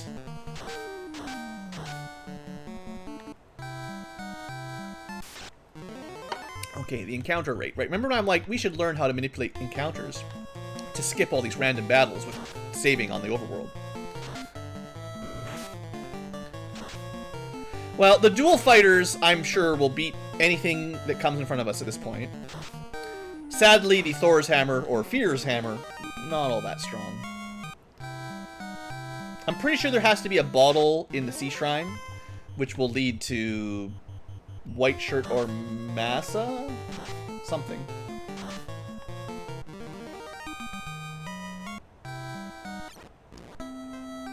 Oh, I did talk to Dr. Un. Alright, do we need we actually haven't used very many of our heal potions, thanks to our overpowered Cure 4 Life 2 combo. Oh, that's not bad. Actually, that's worth picking up. Heal 3 is a nice, quick group heal. Nothing wrong with that. So, when we're in this kind of situation where there's just one incentive item left, not that we even need it technically, normally you would just die when you enter the Sea Shrine. You would just go mode and kill Kraken and get out of here. But I am still looking for that last incentive item. So we'll still do the Kraken route first. And I'll probably kill stuff on the way down. We've got lightning 3 times 9, so most of the enemies in here are weak to lightning. Or ice, even, with the water elementals. But I'd like to get my spell slots available for my knights for Chaos. We are going to be at a ridiculously high level. Which is fun. Sometimes it's nice to be just overpowered. I guess this is part of my Let's Play channel update a bit too. I don't always like, personally, a super difficult challenge run. Some days I just want to have like a blue is powerful, my characters are great, and we just stomp through the game and win. Not like I want it to be easy exactly, but sometimes it's nice to just feel strong and not have to stress. No sweat necessary, just have a good time, right? That was right on the path. Pretty nice. So that's technically our mermaid item. And the last key item. I'll keep opening chests because I feel like I'm committed at this point. Ghosts are still just the worst, man. Look at this. Look at these punks. Oh, there is also, in terms of grinding, this is a standard randomizer flag, but we do have experience multiplier based on incentive items. So the more key items we get, like the bottle, the more experience and gold we get per fight. So if you wanted to keep track of killing war mechs and getting thousands, tens of thousands of experience, that was worth it. Once you've got all of the items in the game, it'll be a lot more efficient. 46, 43, nice. So that'll be the best armor. What are we waiting for? So technically I got that, that, and that. I think either the white shirt, we have one of the two shirts. I don't know which one. I think the Massa might be incentivized. I forget my flags. But the only other item we're missing would be the other shirt, whichever it is, black or white. some more katanas to throw into the volcano or something.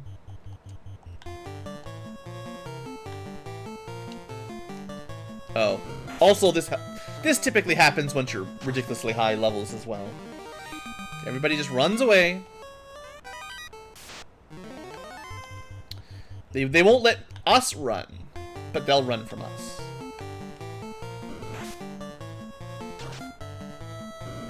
Yeah, having a nice little stomp here at the end.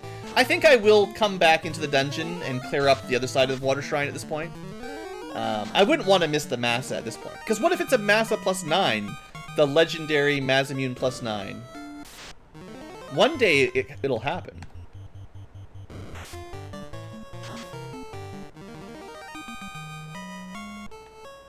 I'd actually like to see a Katana plus 9 on a Thief Ninja run one day too. Should we just rush him down now? Let's try to just rush him down. I think we'll have enough DPS to kill him in 1 or 2 rounds. As long as, you know, the fighters don't get killed instantly. Don't have a lot of fades. Come on, get him! Yeah! Get him good! Thanks for the 25,000 experience. And if one of them had died, a single life 2 would bring them back to full, so no problem. I will say, having Unleashed Warmech, as long as you can kill them by the end of the game, is one of the easiest ways to buff your levels up to ridiculous points. We haven't grinded at all this entire game, and we're at way higher level than you need to finish it. Which is kind of fun. It's a bit of a balance, you know. The Warmechs make parts of the game way more difficult if they're unleashed, but if you can kill them without wasting too much time, you definitely skip any kind of grind and go into the final dungeon at a much, much stronger position. Alright, let's smack a Kraken. Wait, it's not a Kraken at all, it's a Gilgamesh!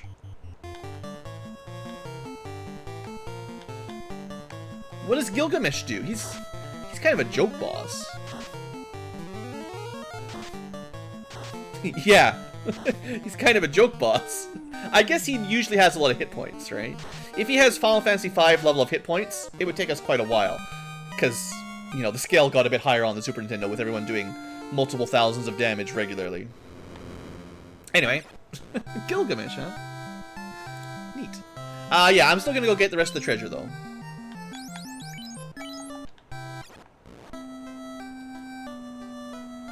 Maybe I'll do a little shopping trip before we go back to Mirage. At this point, we do have at least some of our spell slots. We need like 4 more levels to get all of our level 1, 2, 3 white slots for the fighters. They only get up to 4 slots of level 1, 2, and 3, and they only have limited spell learning, but we know that they've got some good spells, so once everyone knows Life 2 and Cure 4, and we're also level 50. Unstoppable. Unstoppable Ankylos. Boo, 83 gold. I suppose there's one more thing I have on my list of notes. If you're interested in helping out the channel, and this is a bit of a stretch, but I mean, I don't think my channel is huge enough to necessarily have the right kind of viewers for this. But if you are interested in helping out, there are some things someone could do if they felt like it. I could definitely use someone if they wanted to make thumbnails, or even just a single thumbnail for a series. Even putting the numbers on them, 1 to 30 or 50 or whatever, would be quite useful. I used to do it, but I don't know. I don't like fighting around with Photoshop that much. But something like that. It wouldn't need to be anything special at all. But if someone had a budding interest in trying to make thumbnails and felt like volunteering some time, that'd be pretty cool. Theoretically, with a little bit of work with me, if someone wanted to be in charge of... now, I wouldn't go so far as to say video editing. I never really want to be... I don't think I'm ever going to be the kind of YouTuber that specifically cuts and does video editing. All of the cuts, you know, to make a 2-hour Final Fantasy 1 run, cut it down into half an hour of content or anything. That's certainly not my interest, or my intent. But there's a fair amount of YouTube... Well, I'm just going to say work. It's the writing, even coming up with video titles, descriptions, although I've got a fairly good template. You know, tagging videos, there's end screens, I don't know, there's a bunch of YouTube stuff they ask you to do, and sometimes I do, and sometimes I'm lazy. You know, if there was someone that wanted to contribute and thought that that was something they'd be interested in, again, we could certainly talk about it. The more, I guess the way I would say it is, the less worky work type stuff I have to do, the better my time is. And I would never ask anyone to do this unless they were willing to volunteer. No contract required. You can stop anytime you want. But if someone was interested in doing that kind of thing or learning how it works, I could see spending some time teaching someone, and they could help out around the channel a little bit. I'm sure some of the bigger channels have people that, well, there's people that submit fan art and all that, and, you know, meme of the day and yada yada yada. I'm not really, I don't want things to get too complicated, but, you know, there's, I don't know, and that's just off the top of my head. In theory, if someone wanted to somehow help out with the channel, there's probably something I could figure out. Even just on the Discord group, we could probably have people organizing stuff. You know, with my live streams, I've got the chat bots, right? There's some mini games and stuff. If someone felt like they wanted to be more kind of in control of those, like I've got some mods and stuff that can help out, but you know, if people want to contribute to the mini games and run things either during the live streams or on the Discord channel, that'd be pretty cool too. There's lots of community-based stuff that I sort of set up a bit, but I don't run super regularly, I guess. Like, you know, I got it set up, and then it's kind of up to people to use it or to suggest changes they'd like. So I could see, you know, what would you call them? I guess on bigger channels it'd be like community manager or something like that. I'm not thinking anything that grand, but I don't know. I'm just spitballing here while I'm wandering around murdering monsters. This Cerberus specifically needs to die. There we go.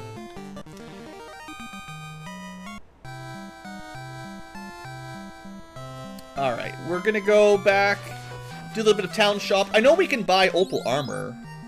Would I upgrade flame -1 to opal? I'd lose some elemental protection. Surely we'll find a third ribbon at some point. Might be worth it. And opal does give you lightning protection. It's not all bad. There's 3 more chests in Temple of Fiends we could revisit. The lock chests. There's also 3 more in Marsh Cave we'll never go back to. Okay, so now that we're... Right, unfortunately, the level 1 white magic is kind of garbage. I guess, you know, if you didn't have a bunch of ribbons, you could learn the anti-spells. X-Fur, I can't see ever using X-Fur. Oh, I didn't even notice! Blue, you fool! I probably meant to buy this. I looked at this at the beginning when I was doing all my runs. Someone's been yelling at me for 2 hours. Blue, you never bought level 1 fast for your white mages. Yeah, I should have. Yeah. That's if you could only get 2 spells, a damage sweeper and a fast spell. That's like the best 2 black spells you could pretty much get. I'll pick up X-Fur just so they know something. X-Fur removes enemy status protection or elemental protection. The catch is you have to get it to connect, and it's very difficult on a tough enemy to hit them with that in the first place. Oftentimes the same as your instant death spell would have been anyway. Okay, I will say Corneria, we don't need to come back. I'm glad I did though for the fast spell. That's whew. Good thing I checked the black shop, because I almost didn't, right? Because like we don't use a lot of black magic around these parts. We just killed that poor old man for nothing. I'm not gonna bother picking up Invis. It's fine. We can't learn level 2 black, but wasn't there like Nuke and Temper? Yeah, Nuke, Fire 3, Temper. Man, Black Mage, a Red Mage would have been really good on this, because all the good stuff is like level 1, 2, 3.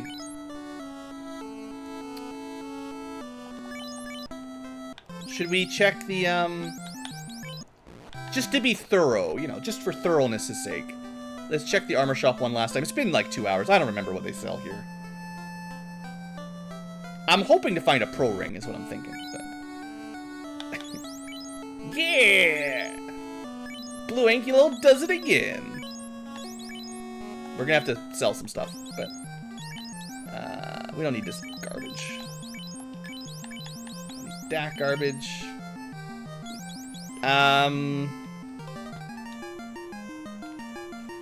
Are we really betting on getting that ribbon? How bad am I betting on getting a ribbon? Toss it. toss it in the garbage. The reason I would say that is the Silver Gauntlet +9 is probably more absorbed than the Pro Ring. But what's a couple absorb versus protection from death? I bet you if you could be protected from death, you would also take it. I feel like in real life, that'd be the best ability. You're just immune to death. I guess, what about poison or diseases? Would that count for coronavirus if you had immunity to... You need the Aegis Shield to be immune to the coronavirus? Would that work? I mean, there's no weapons we would ever buy, right? It's just silly looking at them. Like, oh yeah, look at all these things that I mostly forgot. I will check the white shops here, because for one, I know Life 2, right? Like, that's pretty good. I suppose, at the end of the game, yeah, we can't learn Invis 2 on the fighter, sadly. But Wall could come in handy. And I was thinking, at the very, I remember, like, should I get Harm 2? Well, no. But Wall, if you don't get enough ribbons, is a nice, it's a decent cover. It will protect you from all elements, same as a ribbon, so you just cost 2 spells. It is classically a level 8 spell, shouldn't complain too much. I think the chances of these guys ever casting Ruse is nearly 0, but I buy it anyway.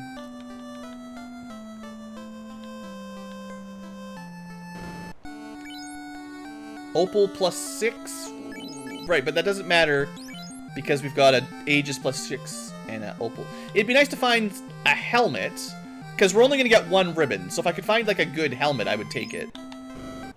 But I haven't seen any lately. And the Pro Cape is so bad, I'm not even going to bother trying to equip it on the mages. Alright, 2 more towns. We'll do Crescent Lake first and then Melmond. And I think that'll be it for our backtrack. Well, no, we gotta go to Gaia to turn in the bottle. Don't let me forget that. That seems important. There's probably something else I told you guys not to let me forget, and I probably already forgot it. Garbage. I definitely told you guys to remind me something. I probably forgot it. Sounds like something I would do. I guess a backup life. Sure. We've got the money.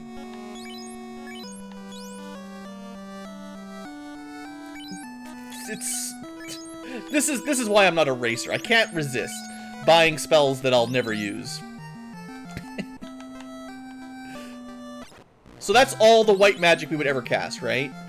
Cure 4, Life 2, Life, Invis 2, Harm 4, Ruse, Fade, Harm through Heal 3. There's really no other white magic we would possibly ever use. And the level 8 stuff must just suck.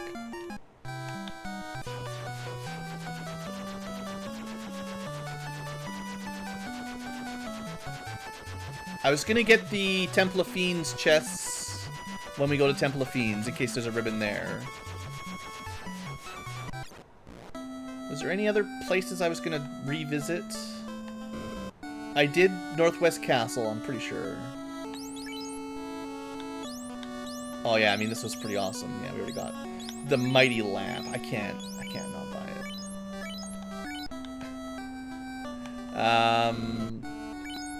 I think next time I'm gonna shuffle all the elite gear into the shops, just so we have a chance to buy Masses and Excaliburs next time around. Garbage helmet, opal armor. Yeah, not a lot of helmets for sale. That's fine. Oh!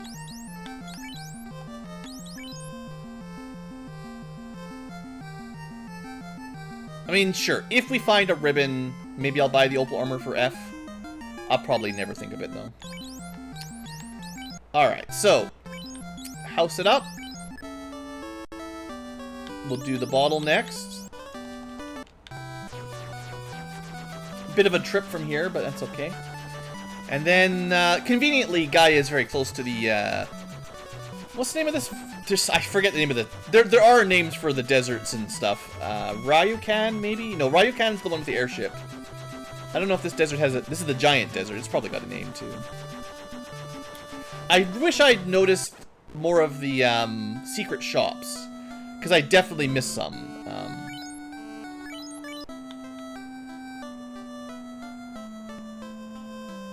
Well, let's just check these on the way. We'll go to the thing last. The ferry.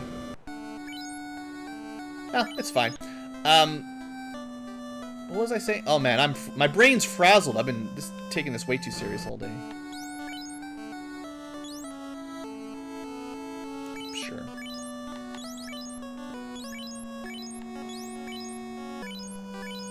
We have the slots. Now we've got a little bit more healing at high level.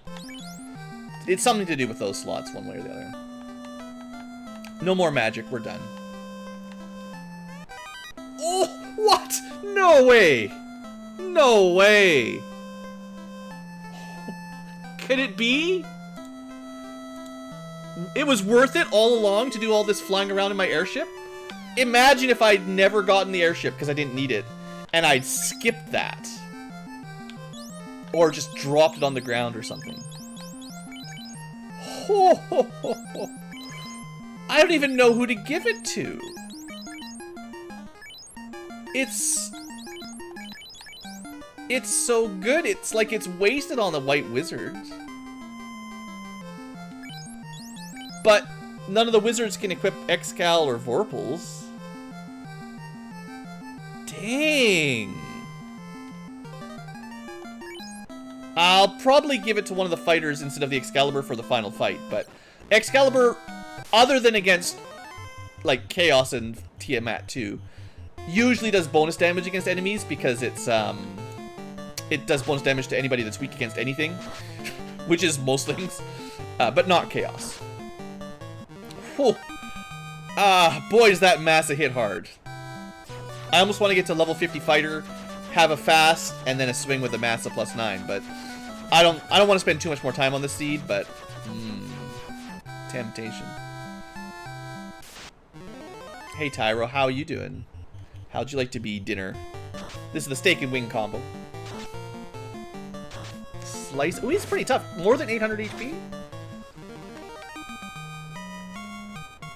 Okay, on the plus side, we're already like halfway done this this dungeon, so we can skip the entire tower. Just kill whatever you want to kill, really. If we find any more War Mechs, because War Mech is the classic Bridge of Destiny boss, if we find any way on the way up, I'll definitely kill them. I mean, what am I going to do, run away? It's not even an option. Wait for him to run away from us? Well, that'd be silly.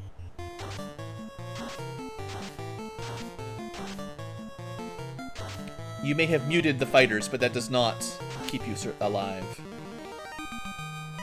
You can't silence the sound of death with those sun swords. Well, Vorpal, I guess. Sun sword's pretty good on vampires. That's what I was thinking.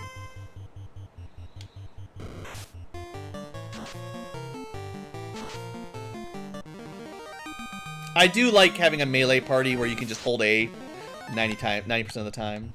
That's perhaps my favorite run when you don't have to worry about menuing the spells. I am gonna open stuff. Sailing the high stars. Sea music up in space. It's pretty cool. The bad mans. We don't want to know what they can do, 'cause they're bad.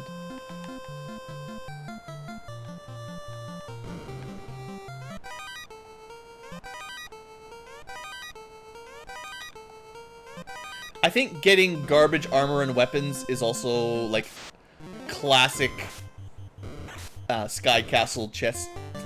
Getting a cloth armor that you can't carry is so traditional up here. These guys are worth pretty good experience, I'm pretty sure. They're generally, like, they're pretty high magic. They're high physical defense and high magic resistance. Kind of like a metal slime. Oh, look who it is! Hello there. I'm gonna put a wall on my fighter that doesn't have, like, infernal protection. We might be able to kill him in a single round. It's gotta be close. That was, like, over 1,000 damage. About 1,100. I don't know exactly how much HP they have, but it's gotta be, like, it can't be much more than 1,000. I'm gonna say, like, 1,200 tops. And this gigantic HP pool on the fighters, it's so nice with the Cure 4s and the Life 2s. Usually if you're healing with heal potions, it's stupid, because if they die, you spend half an hour giving them heal potions. But if you've got the full heal spells, Life 2 and Cure 4, just one click and they're full. And, you know, usually, of course, those are level 7, level 8 spells. You don't have 20 of them. And how often do you bring double White Mage, right? This is such a healy, this is like the most surviving type of party you could possibly bring. Fighters with Cure 4, Life 2, and White Mages with Cure 4, Life 2.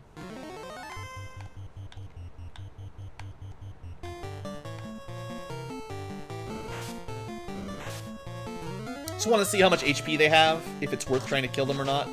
Looks like around 250, so they probably take a double fade. But they should pretty reliably die to a double fade. So that's not bad. This is where the critical hits really shine, though. Things with a huge amount of absorb.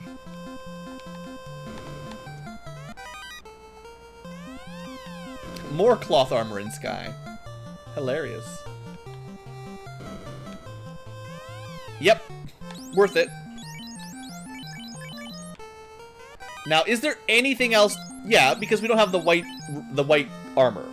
Or the black armor, whichever one it was. The black shirt, white shirt. So we're going to keep opening until we know we got all the goodies. And until we're satisfied we've killed enough of these. F might die, but it's fine. Sometimes it's even easier if they die rather than trying to heal them up, if you've got Life 2.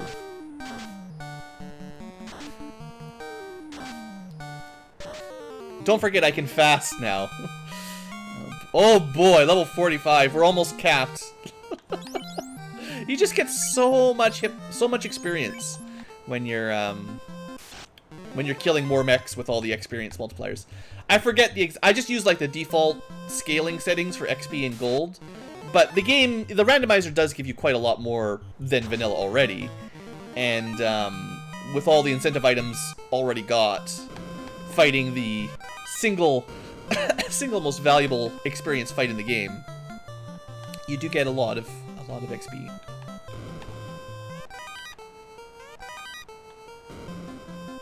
I'm not used to hearing the sailing music and getting treasure chests in the middle of the sea.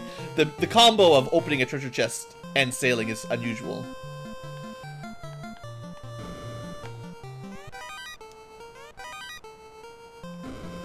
Alright, we're almost done here. Just gonna pad the content out a little bit longer, put some more ads in,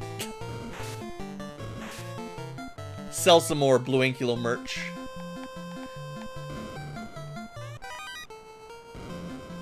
Although someone suggested making Blueankylo plushies because they thought they'd be the best thing.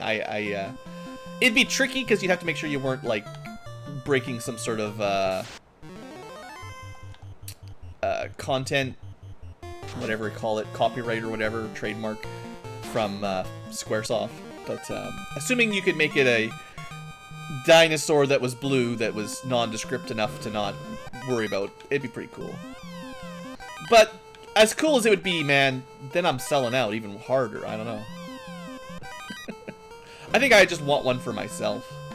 Have a little Blueankylo plushie on the counter. That's when you know you hit it big. When you're famous enough to have your namesake as a stuffed animal. Yeah. Oh, that was the Bane sword, except it was the heal sword. So that could have been good. It's -9, so whatever. But, you know, that could have been the nuke sword, right?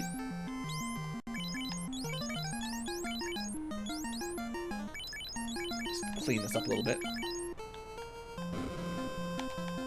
That's why I'm picking up chests. You never know what you're gonna get.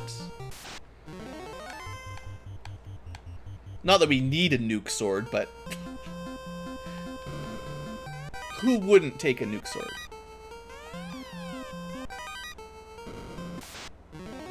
I think my very first item magic randomizer was selling nuke staves in the first Incornaria for whatever, not that expensive. That was the first time I turned on item magic shuffle and weapon shop shuffle, and they just sold nuke staffs. I'm like, oh wow, that's a good combo.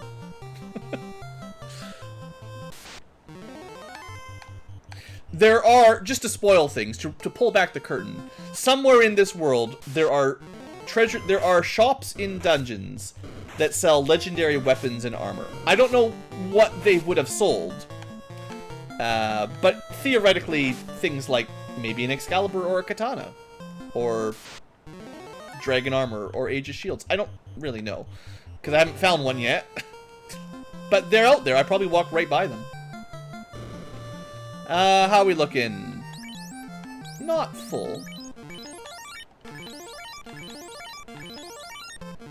That looks better. Let's do it. It's Carbuncle. Hey there, Uncle Carb. So, I'm not too worried. I mean, Tiamat put up a good fight, so we'll see. 447, 514 before fast. Oh. 2 hits for 2 damage. Carbuncle, not the most dangerous of enemies, like elemental bosses. 12 hits, 825. He's got a lot of hit points. 8 hits, 977. We've got 3 massive damage dealers with physical melee. Pretty cool. Alright, well, that's all the fiends. I suppose we might fight them again, though, right?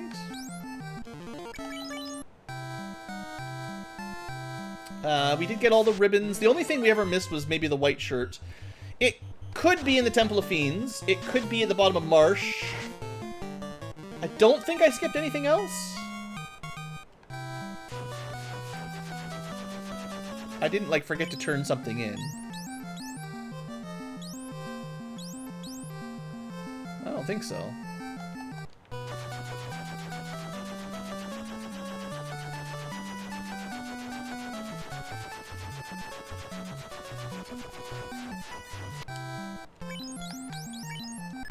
Just for fun, I'll check the 3 chests before we go down. If you thought this was going to be a fast run, boy, are you in for a surprise. Anyone that skipped right to the end of the video, like, how did Blue ramble on for 2.5 hours and get to, like, level 50? And, I mean, I did warn you guys. This was a channel update video. In disguise. It looks like a randomizer, but it's actually a channel update. Wow, Agama's good for grinding with the right party. Less so with Glance. And that's the Power Glove, the Bane Glove. That's... well, it's the Thor's... the Zeus's Gauntlet, or one or the other. We don't really have a lot of slots left, but I mean, I guess we can take it. Alright, you guys have to die. You put F2 to you stoned him. Doesn't he have the Aegis shield? Isn't it supposed to protect against stuff like that?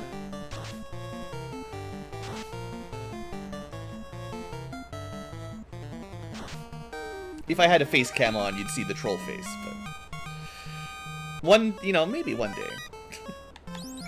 Alright, rearrange. Alright, we're looking pretty good. And by pretty good, I mean, unless this is the most difficult Temple of Fiends Revisited you have ever seen, we're just gonna stomp. Hey there, Frosties. Sup? Nice 1 damage, and we're out. We got the vanilla endgame music, right?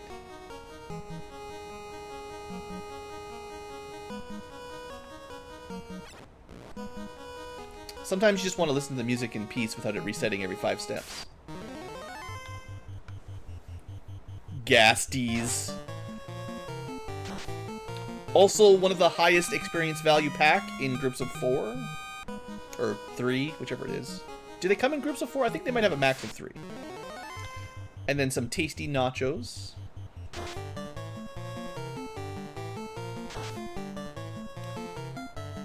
That Vorpal is starting to hit really hard now.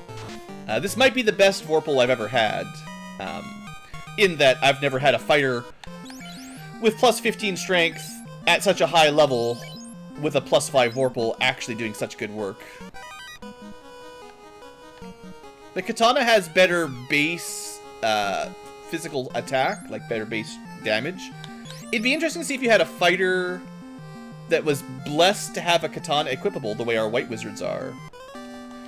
And then also getting the crit rate as well as the strength that the thief doesn't usually get. Yeah, we can harm.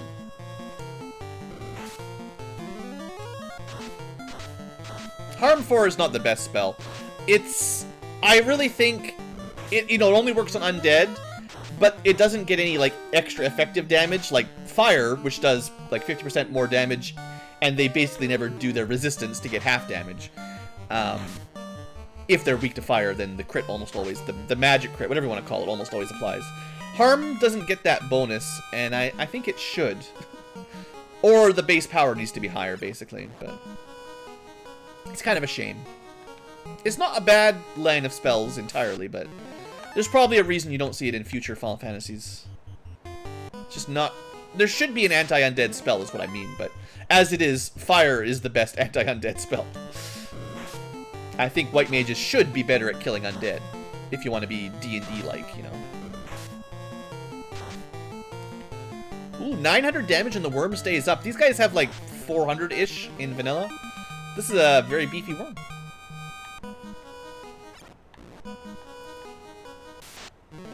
Oh, hi! It wouldn't be a challenge without some war mechs in the Temple of Fiends Revisited. Boy, if that was in vanilla, it'd be real rough. Alright, well, the high levels certainly make this a little bit easier. We're starting to hit level 50, which is the max level. I don't know when the last time I showed that off, but there you go. Max level, mostly by accident. Just fighting war mechs. And whatever else gets in our way, I guess. 1100 damage on the Excal. Yeah, not bad. Imagine if I put the massive +9 on that level 50 fighter, though. Ooh. Ooh. I think splitting up into 3 powerful attackers is better than having 1 max damage attacker. Don't put all your eggs in one basket or something. Fighter 1 can actually survive even a nuke, so... Even if the Lich 2 slot has the traditional nuking, it shouldn't matter. I mean, really. Can anything stop us? I never did get that white shirt. You guys think I should go check some more chests? I did miss the 3 chests at the bottom of Marsh. But there are 4 chests left in Temple of Fiends that nobody ever gets. Except for this Ankylo. Garbage. If you're playing the remake, they're pretty good because they've got elixirs in them, but... This is Katana number 2, if I remember correctly. Which is mostly garbage, because when would you ever need 2 katanas? I'm surprised less enemies are running from us. Or, I'm surprised more enemies aren't running. You know, whatever, you get it. I've been streaming this game... No streaming today. I've been recording this game for 2.5 hours, talking to myself, bearing my heart in front of YouTubers. You gotta give me a break here if I can't remember my words. Okay. 1 more fighter needs to get to level 50. He must have been stoned or something and had a little break. I think he died... There it is! It's actually not bad. Lightning 3 is okay. Is that better than Bane? Yeah. But we've got Lightning already, so whatever. Cool. So we found all the magic items, basically. That's all I was trying to do. That counts for 100% item completion, right? We saw all of the cool gear. You know, it could have been a nuke shirt. Or it could have been a shirt +9. Was it? I forgot that we could maybe equip it if it's a white shirt. Hold on. Hold on. It's a -8. Never mind. It's trash. Leave it there. Leave it in the time loop. Don't bring it out. We don't need garbage like that. Alright, Scarmiglion, we fight again. Actually, this is going to be quite nice because we're going to meet Gilgamesh a second time, which seems exactly like something he would do. Cure 3. Wait, that should hurt you. Saber. Ooh, That's clever. There's some spells here I've never seen a boss cast before, so that's pretty good. Now, the problem with self-buffs and a team like ours with the powerhouse, it's not going to work. But, you know, they're trying. They're doing their best. We should really try to get a couple more kills so that everyone's level 50, just so it's fair. One more war mech will surely do the trick. This fight, I guess we'll take it. Good time for some lamp, but also a good time for the ice. Technically, ice should do more damage than Fade here. We'll see.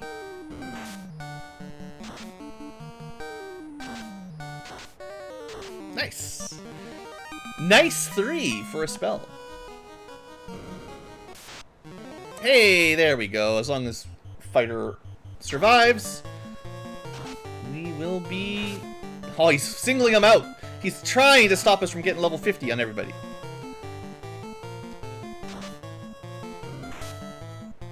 Yeah, the war mech still punches pretty hard. But that's it. Everyone's maxed. You know, we didn't actually hit... So even though we had minus 20 hit points and black belt vitality, or black mage vitality, we still ended up with a lot more HP than a black mage would at level 50. But not quite max 9999. It's because fighters have a better HP progression, even without the vitality... Even with the vitality lowered and the vitality gains lowered, so we never got really high vitality, we still got to like 900, which is pretty darn good. It's interesting. I think with normal fighter vitality, they hit 999 HP at like level 40 or something, but you know, whatever. Anyway, kind of neat. I haven't really played with the blursing at high levels before. The cursing blursing classes is still a relatively new trick for me. Oh, right, it's not... I was worried this was going to be Kraken, too. This is actually much, much easier. Unless Gilgamesh can hit for 1,000 damage. The randomized fiends, elemental fiends... Well, he actually... Okay. But he did not one-shot the White Wizard, which, if it was a Kraken, definitely would have killed him, right? That White Mage only had 51 absorb. Kraken would have killed him. Or her. You know, I don't feel like the white mages need to be girls or boys. You can be whatever you want to be in this channel. You have nice long red hair, though. But there's nothing saying guys can't have like nice long red hair, right? I've had the debate on more than one occasion. White mage has to be a girl. There you go. Just for you guys. Mazza chest, 75 gold. There's literally nothing left it could be, I don't think, but I checked it. Do a couple more battles here right before the end. And then we stomp on Chaos. We show him who's boss. I think I will switch the Excalibur to Massa. We'll go Massa plus 9 on the fighter, and then a Vorpal plus 5, because the crit rate is out of this world. And a level 50 fighter with a Vorpal plus 5 does seem pretty darn good. But imagine a fighter that could equip a katana at level 50, and it was a katana plus 9. Is that the maximum deeps? It might be.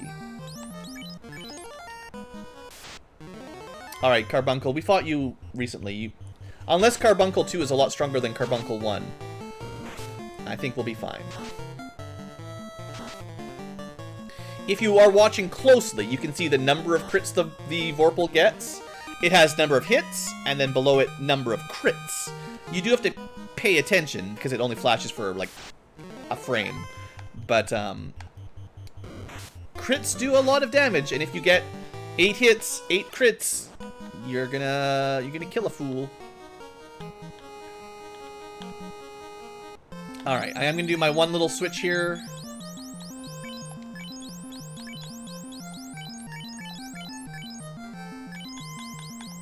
Sorry, White Mage number 1.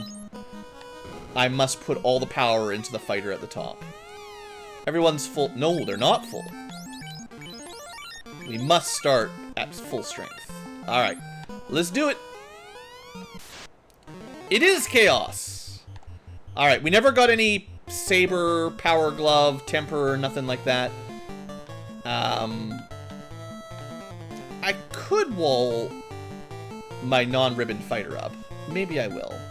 First, we just attack, and we focus on the offense, let's say. 1 hit, 109. Not great. 2 hits, 400. That's better. Now they're fast. They're not hitting that hard. Okay. Let's throw a wall on the top one that has the dragon armor, and then invis up a bit. Not too bad. 120 damage. Start low, increasing that evasion, decreasing his hit rate.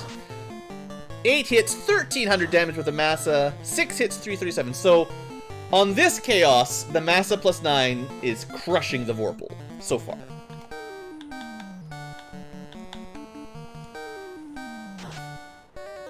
Ah, 11 hits, 1780 damage. Perhaps the highest number I've seen outside of Black Belts. I don't think I've ever seen a fighter do that much damage in Final Fantasy 1. That might be a record. And we didn't have to temper him. Yeah, Massa plus 9, as overpowered as you'd expect. Even without the crits, it just kills everything. Good times. Good times. Well, guys, that was a fun little seed. A little bit of bad routing early on for getting the floater. Like, basically a floater not required seed, exactly. And easily missed if you just go mode once you can clear it. So I'm sure lots of runners would beat this in half the time and skip the airship, but that's boring. So yeah, it obviously took me way longer than normal for a random run, but I was also doing all kinds of other random stuff while we were talking. So I say I enjoyed my 2 hours and 45-minute run. And hopefully you guys enjoyed my chat and continue to enjoy the channel, whatever happens. I can't promise anything. I don't know what's coming. I told you guys what I was thinking and some of my thoughts and feelings. We'll see what turns into reality this year. One thing for sure, I love Final Fantasy 1, and I love these randos, and I love sharing it with you guys. So it's unlikely these will stop, but they won't be the main thing on the channel, because, I don't know. I don't know if there are any YouTubers that are successful with something like this, where you just run the same randomizer, kind of. I mean, speedrunners, right? It's what they do. I don't know. Not that I'm trying to be successful. I'm just saying, like, I wonder if there actually is a market for that. I feel like, as cool as this game is, and I'm sure lots of us have a lot of nostalgia for it, it's just not, it's not a popular enough game in 2011, 20, 21? 21, yeah. What year is it? I don't know. Can you believe it? 2021. I feel like if you were doing a single game over and over again, speed running, or maybe one of those more competitive ones like the arena shooters, or you know, whatever, those kind of more competitive games, yeah, I'm sure there are channels dedicated to that kind of stuff. But nostalgia based game from literally 30 years ago, not even exaggerating. I'm pretty sure this was released in English in 91, 90 or 91, I forget. I think original release in Japan was 89, I think. Maybe it was 87, 89, not 89, 91. Anyway, one of those years. 30 years or more. And there's still people playing it, you know? That's pretty cool, right? And honestly, like, if you're interested, the Final Fantasy 1 randomizer community is pretty big. There's lots of them. Anyway, I think that's all for this Ankylo. Hope you guys enjoyed the video and the chat. I probably won't be doing another blabbing update like this for a while, but, you know, once in a while I just get the urge to rant, to ramble. Old man Ankylo tells stories to his viewers. Sit around, young children, and let me tell you the tales of my crazy co-op story and the ladies who... Well, I don't want to... No, we're not going to do that. It's too personal. I'll just let you guys imagine. The worst thing you can imagine a tenant at an apartment building could do, I may have seen it. Some crazy life stories. Anyway, that's all for today. Thanks for hanging out. Thanks for listening. Hope you've enjoyed, and have a great day. See you around the channel next time.